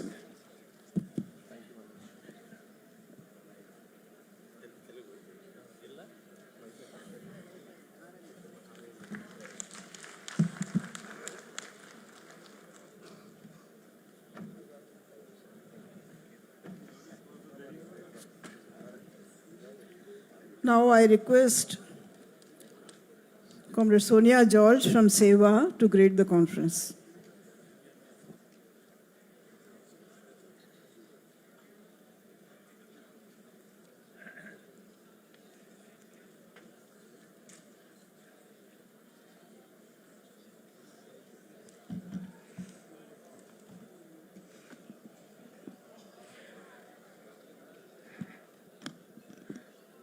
Respected President, Comrade Hemlata, General Secretary, Comrade Tapan, all other office bearers of CITU, all senior trade union leaders, and all other fraternal trade union leaders, and trade union leaders sitting here, my dear friends and comrades. Warm greetings from SEWA, Self-Employed Women's Association, central trade union in the country fighting for the rights of women workers in the informal sector. And first of all, we are very grateful for CITU to invite us as part of this union delegation who are supposed to come and say revolutionary greetings and also be together in the common struggle towards working class rights. So as starting from INTUC, respected leader and also Comrade Amarjit and others, this space is very unique in the country in terms of trade unions coming together, despite the ideological differences, despite the political differences, but coming together for the purpose of the workers' rights, and that is where we stand unique in this country, and we are fighting together for the rights of the workers in this country, and that makes us more unique as a common trade union platform. And that is where I think the struggles, the strikes have been announced in this platform as a resolution and also announced by our central senior trade union leaders.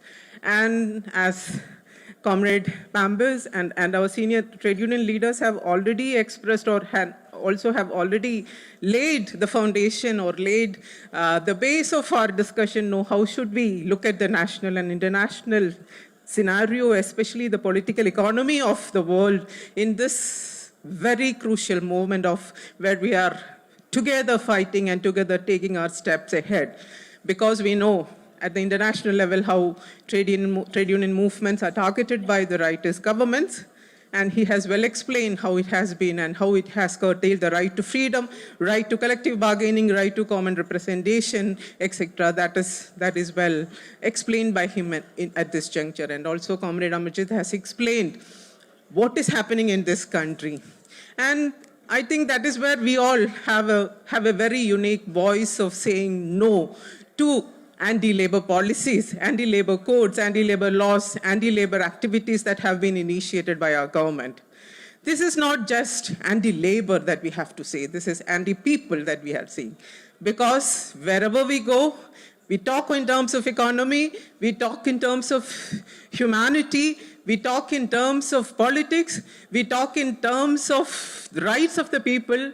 Everywhere we see the same fights have been emerging from the ground, and the people have been standing together at various moments which are unexpected, and the strikes, call-outs have been really affecting the politics. It is shattering the base of many countries that we have seen all over the world, maybe very recently also. And in that context, what makes people to respond to like that? Do we have equal rights as workers? Do we have equal rights as women? Do we have equal rights as students and youth in this country? Do we have equal rights as the formal and informal workers in the country or in the world? When rights are being curtailed, when the rights are questioned from the base, people start struggling, people start resisting, and that is what we are seeing. And what we have seen, we were thinking, as you know, there are some set goals before the international politics. In terms of, first of all, we are very familiar with the goal of sustainable development goal. That is very important. All over the world, people are talking. Everybody should be equal. No one should be left out. That is the UN slogan that we are hearing always. That is, everybody should be equal through sustainable goals. And we have been talking that from last 15, 20 years. And by 2030, we should achieve sustainable development goals. And next, we are here, 2026, we are starting tomorrow. And how much we have achieved in terms of sustainable development. Who are we talking about in terms of sustainable development? Here we talked about the recent inequality report has come out, the 2025 inequality report has come out, where it says that inequality, it cannot be looked from the same old perspective that we are looking towards. Inequality has many lenses that we have to look at. It is not only just looking at the poor and the rich or the have and the have-nots. Inequality has different dimensions that affects the life of the people. It affects in terms of course, the poor and the rich means very few becoming rich and majority becoming poor, that's for sure. That is the main thing for sure. But second, inequality in terms of wages, inequality in terms of inclusion in the work politics, inequality in terms of inclusion in the right to property, inequality in terms of gender, and we are not familiar in terms of talking into inequality in terms of climate.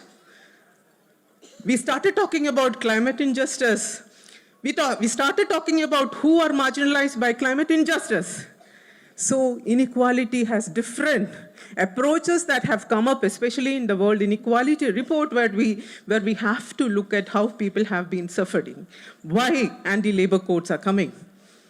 Why anti-labor policies are coming, why anti-people policies are coming, why anti-environment development policies are coming. Who are marginalized finally as part of all these struggles is very important, I think we have to look at.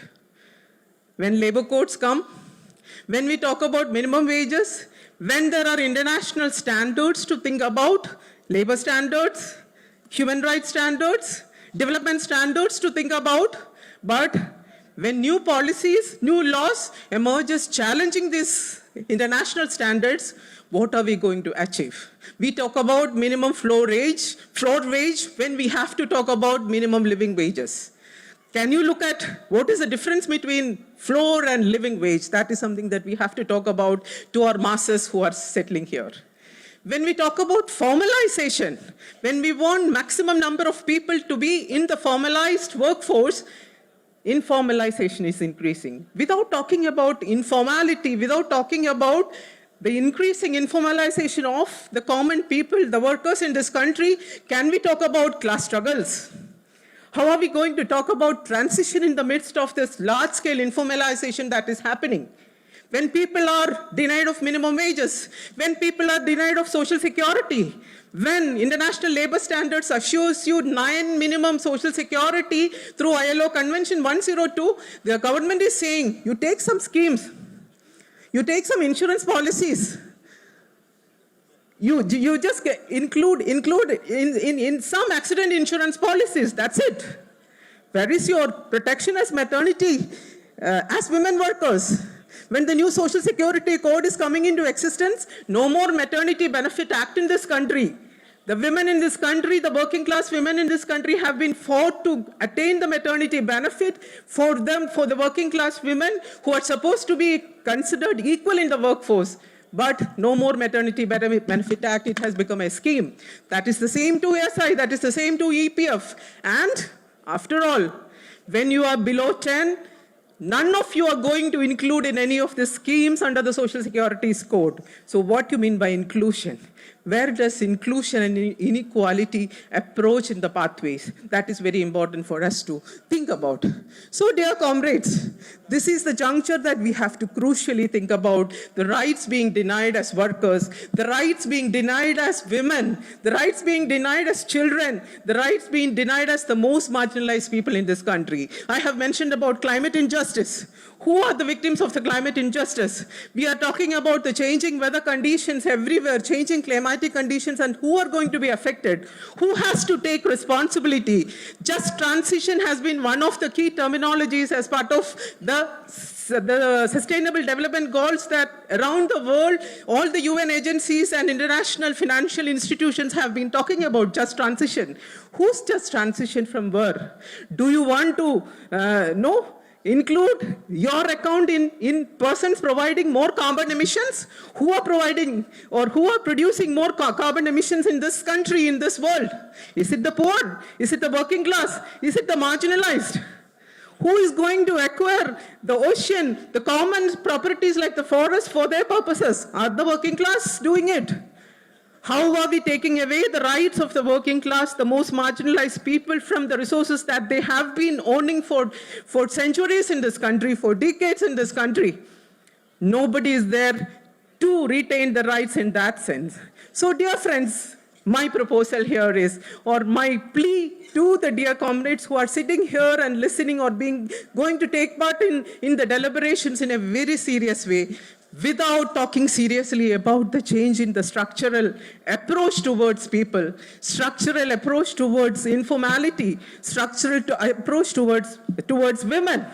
Why women have been denied the wages, the minimum wages. Why there is a huge gender division of wages in this country and around the world. Women have been denied, there is a huge, women are getting only 30% of what men earn in this country. Why is this huge gap that is coming about? Why the informal sector have been left out of the labor laws and labor policies? So for us, I think we have to very deeply think about it. That is where when students are denied their rights to become workers, they are becoming interns, they are becoming apprentices, women are becoming part of the low floor wage job. The most marginalized Dalits, Adivasis, fisher people have been denied of their traditional livelihood rights. I think this is the common place that we all have to emerge together. We all have to fight together. We all have to think in the context of the new labor codes, we have been denied. We have no place as workers who have the right to earn minimum wages. We don't have any place as workers who have the rights to collective bargaining and freedom of association. We as workers, the majority of the workers, the informal workers, informal sector, have no rights to have minimum social security which the International Labour Organization guarantee in this country. And we as workers in this country, as majority of the workers who are scattered and have been scattered or getting scattered, or our workplaces have been taken away and have been scattered to the margins. We don't have any rights to working conditions. We don't have any rights to occupational health and safety, and violence and harassment prevails in the workforces in terms of forced retrenchments, in terms of denial of jobs, in terms of denial of even, that is what we have been seeing in the Vizag steel plant, that we have been seeing in terms of increasing contractualization and termination of workers, and this is what the reality that we are facing. So my dear friends, this is where we have to stop a little bit, think very seriously, and go very seriously, systematically challenging this structural forces that are coming to take away our rights, take away our existence in this universe as workers, as human beings, and people who come together to survive doing hard work, doing 24 hours job and sustaining to have minimum social security and minimum right to livelihood and living in this country. So at this juncture, let us come together, let us meet all other partners in this juncture, let us hold hands with them, let us hold hands with the majority of the people of the country and fight together towards unified justice, unified labor rights, and to exist in this country as a human being, as a worker, as a common person, as a Dalit, as an Adivasi, as a woman, a student, and a youth. Thank you so much. Zindabad. Thank you, Comrade Sonia. Just a minute.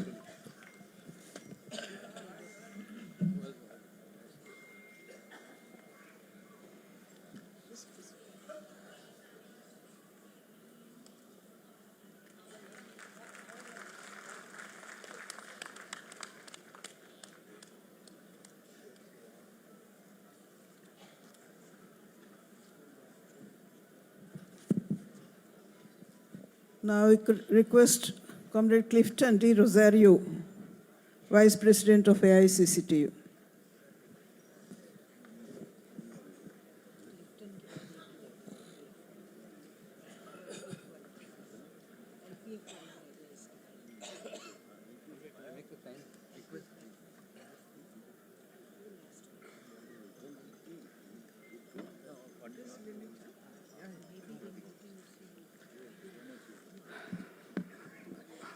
Lal Salam, comrades.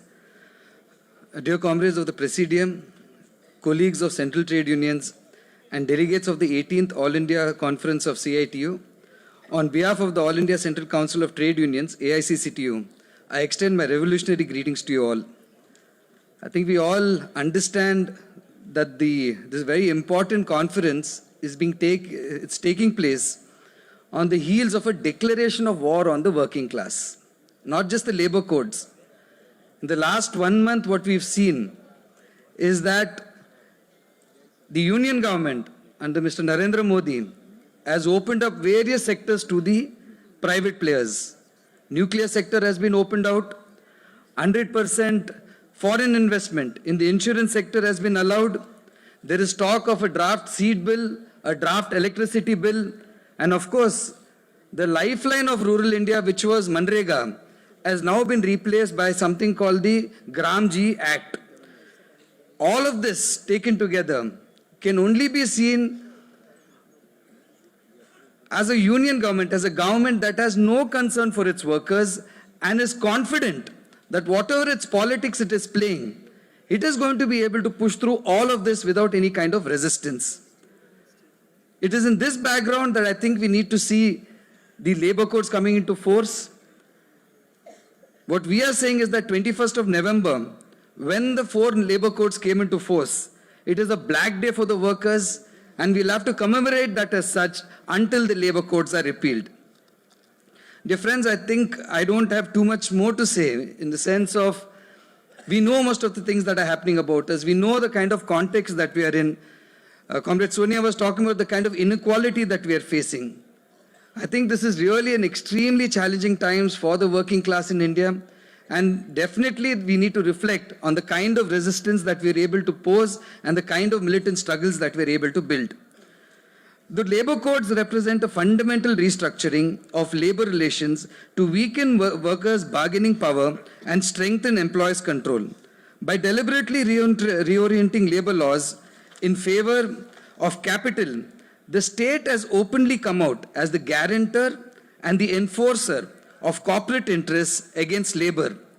There are 2 specific aspects, I think, about the labor codes. I'm not going to go into the details of the labor codes, but 2 aspects of this labor code which have to be of serious concern to us. Number 1, the attack on federalism. The union government has not stopped at one place to undermine federalism in this country. The manner in which the labor codes have been passed, the manner in which the labor codes are being forced on state governments is an outright attack on federalism. And secondly, the centralization of powers in the union government.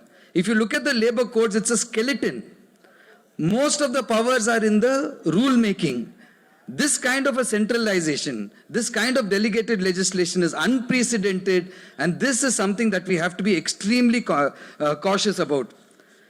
There is one thing that I wanted to share with you which really troubles me. As trade unions, one major concern for us is that the two important weapons of the trade union movement, which is the right to strike and collective bargaining, are seriously undermined by the labor codes.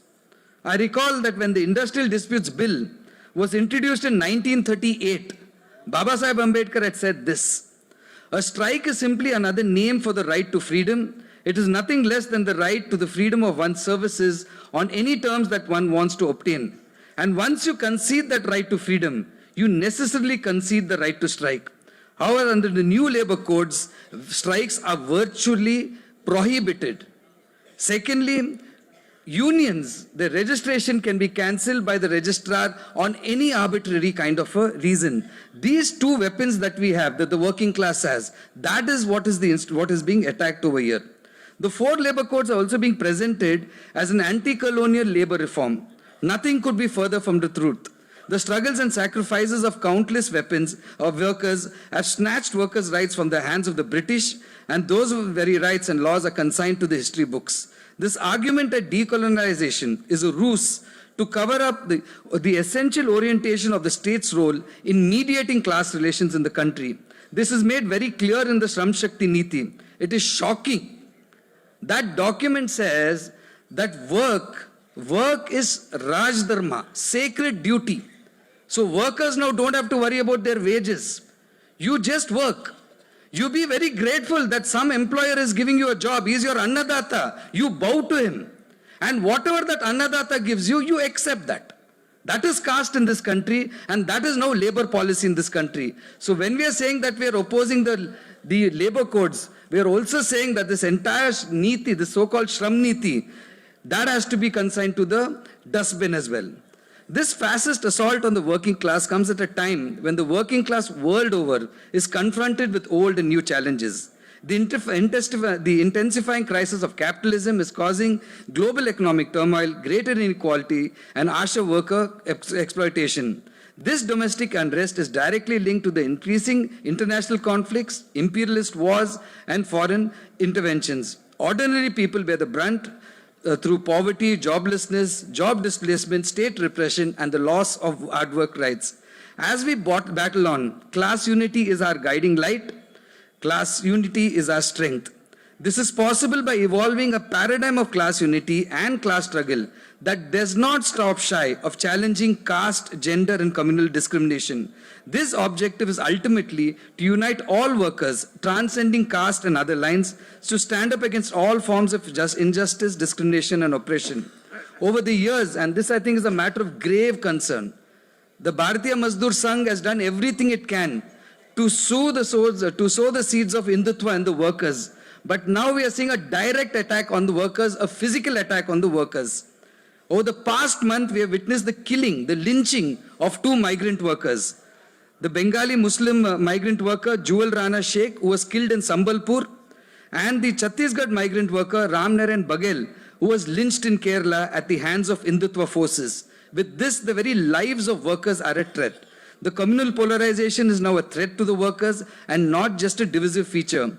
Fighting caste and communal divisions among the workers becomes an essential aspect of trade union activism and working class consciousness. The neoliberal economic order has pauperized the working class and created the material conditions for the rise of fascist and authoritarian regimes worldwide. In this overall global climate of rise in reactionary bourgeois regimes, in India, Hindutva returns in the unconditional defense of a crisis-ridden capitalism. For workers seeking a life of dignity, resistance is not a choice, it is now a necessity. The urgent task before us is to revive the militant trade union struggles and rebuild working class consciousness to wage a collective fight for emancipation from exploitation by the ruling classes and insecurities imposed by the market. Our immediate task is to make the 12 February strike a great success. Let us all build militant struggles of the working class against this concerted effort of the Modi government. On behalf of the AICTU, once again, I wish the 18th All India Conference of CITU a grand success. Jai Bhim, Lal Salam, and in the words of Hazrat Mohani, made eternal by Bhagat Singh, Inqilab Zindabad. Thank you, Comrade Clifton. Comrade, just.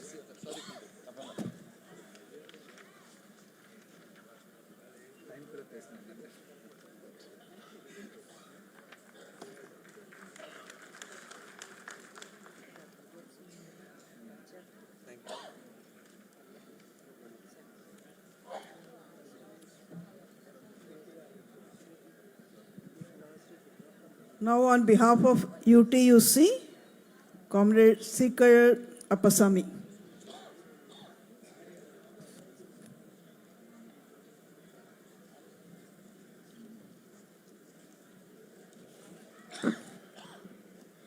Comrades,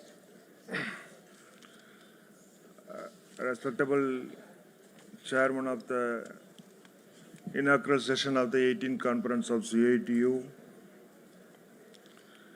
and all our leaders of the CITU who are occupied in the dais, and delegate comrades who have come from all over the nation, and all the Central Trade Union leaders who are present and have extended their greetings to the conference, and highly respectable General Secretary of WFTU. On behalf of UTUC, United Trade Union Congress, I extend revolutionary greetings to all.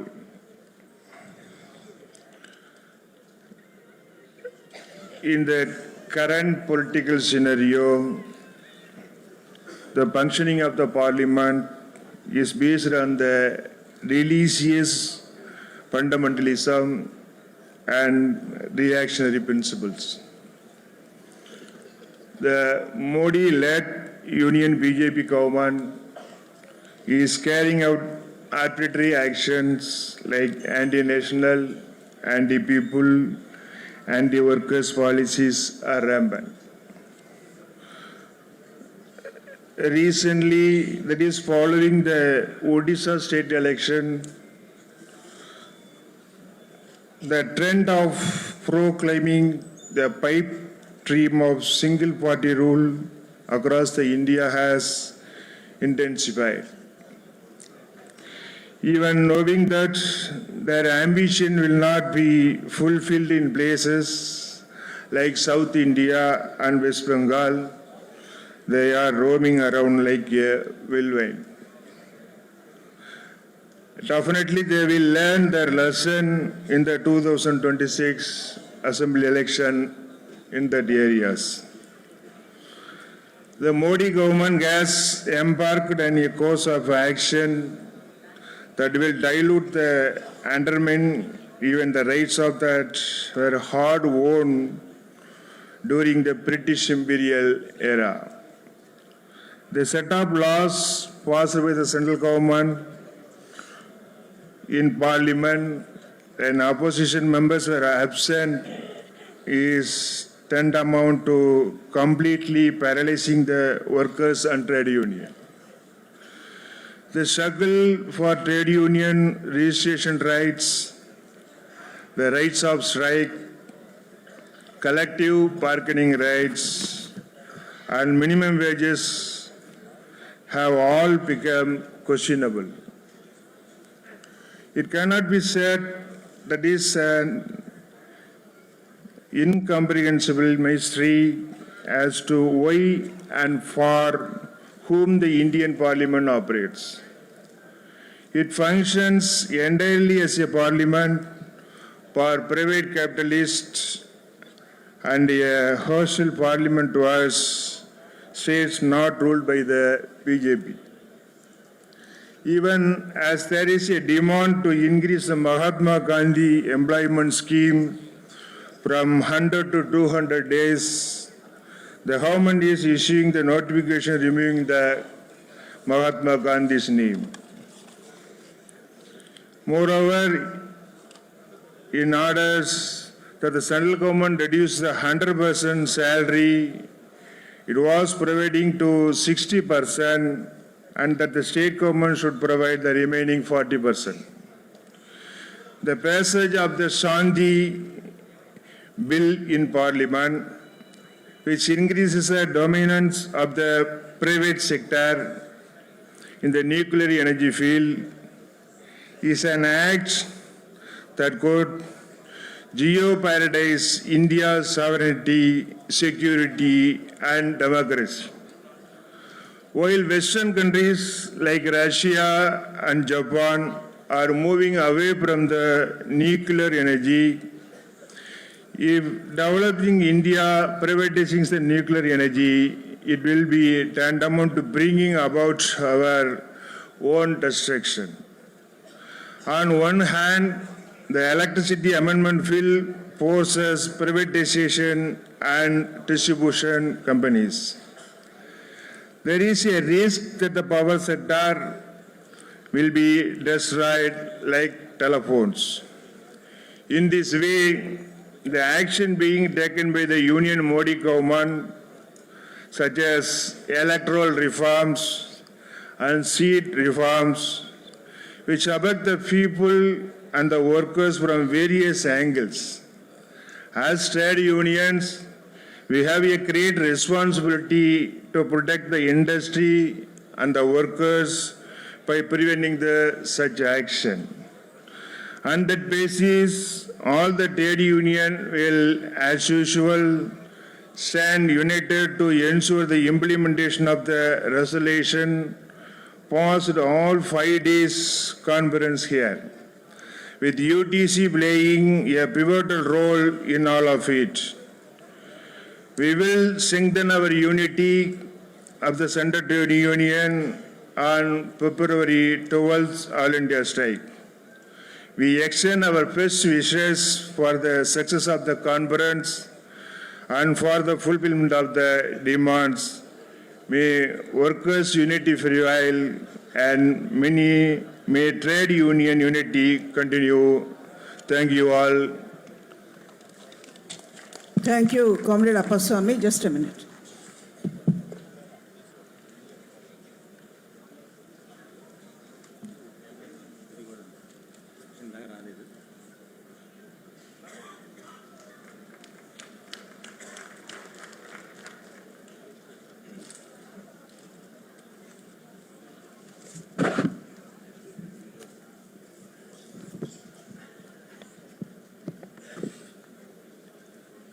Comrades, now 7 central trade unions have spoken and greeted the conference.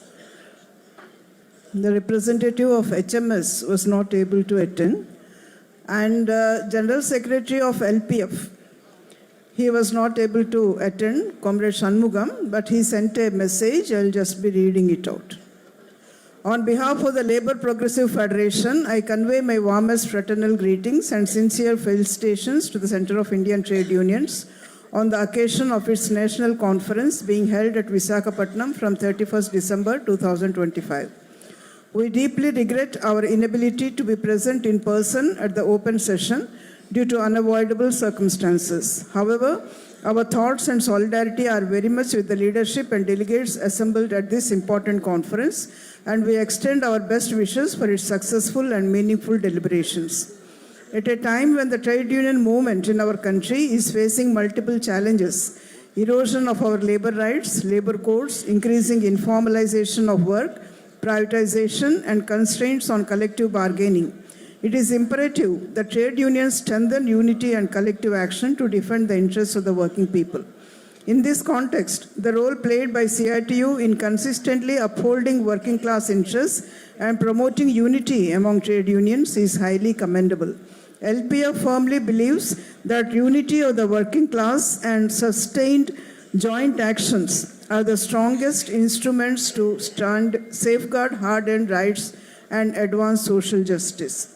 LPF fondly recalls its long-standing and cardinal relationship with CITU, nurtured over several decades of shared struggles, mutual respect, and ideological commitment.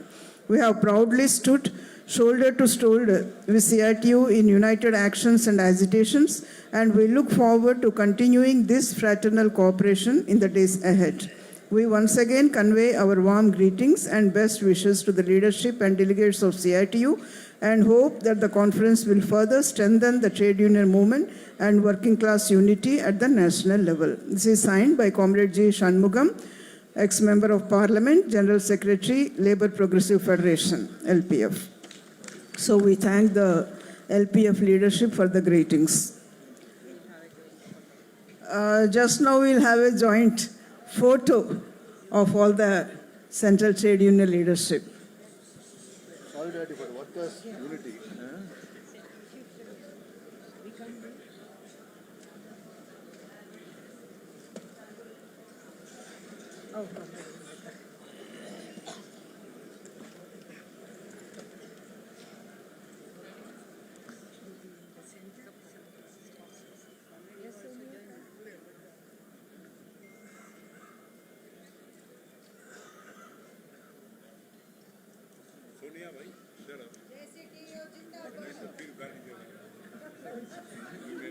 मजदूर एकता जिंदाबाद, इंकलाब जिंदाबाद, दुनिया के मजदूर, मजदूर एकता जिंदाबाद, मजदूर किसान एकता जिंदाबाद, मेहनत कशों की एकता जिंदाबाद,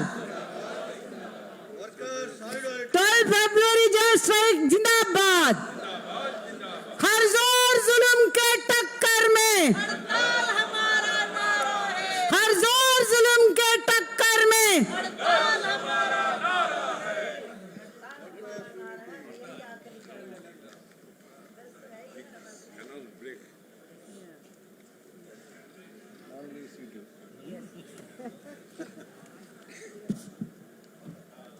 Comrades, before we announce lunch break, Prajashakti Book House has an announcement. They have opened a stall in the premises of this convention hall itself.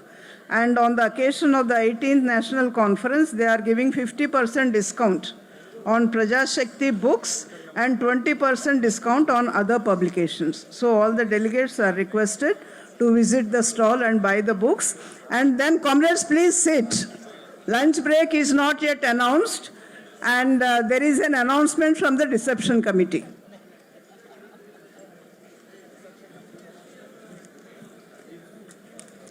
साथियों, रिसेप्शन कमेटी का ओर से आप सबका स्वागत है। अभी का लंच के बारे में छोटा सा हम लोग थोड़ा जानकारी देना चाहते हैं आप लोग को। अपना डेलीगेट्स और गेस्ट के लिए 4 फूड कोर्ट्स है, राइट साइड 1, लेफ्ट साइड 2, पीछे 1। राइट साइड फूड कोर्ट में काउंटर नंबर 1 में अपना CITU all India office bearers and और गेस्ट इन लोग मिल करके उधर खाना खाएंगे। लेफ्ट साइड जो कोर्ट्स है सारे डेलीगेट्स बाकी आदमी उधर खाना लेंगे। पीछे जो है ये पूरा अपना वॉलंटियर्स के लिए। इस कोर्ट में अपना डेलीगेट्स कोई नहीं जाना है। और सारे 3 कोर्ट्स में एक वेज काउंटर्स है, ये भी आप लोग यूज सकते हैं। जस्ट यही अपनी जानकारी। Thank you very much. Comrades, now we'll break for lunch, and again we'll assemble at 3:30. Sharp at 3:30 p.m. the conference will start again.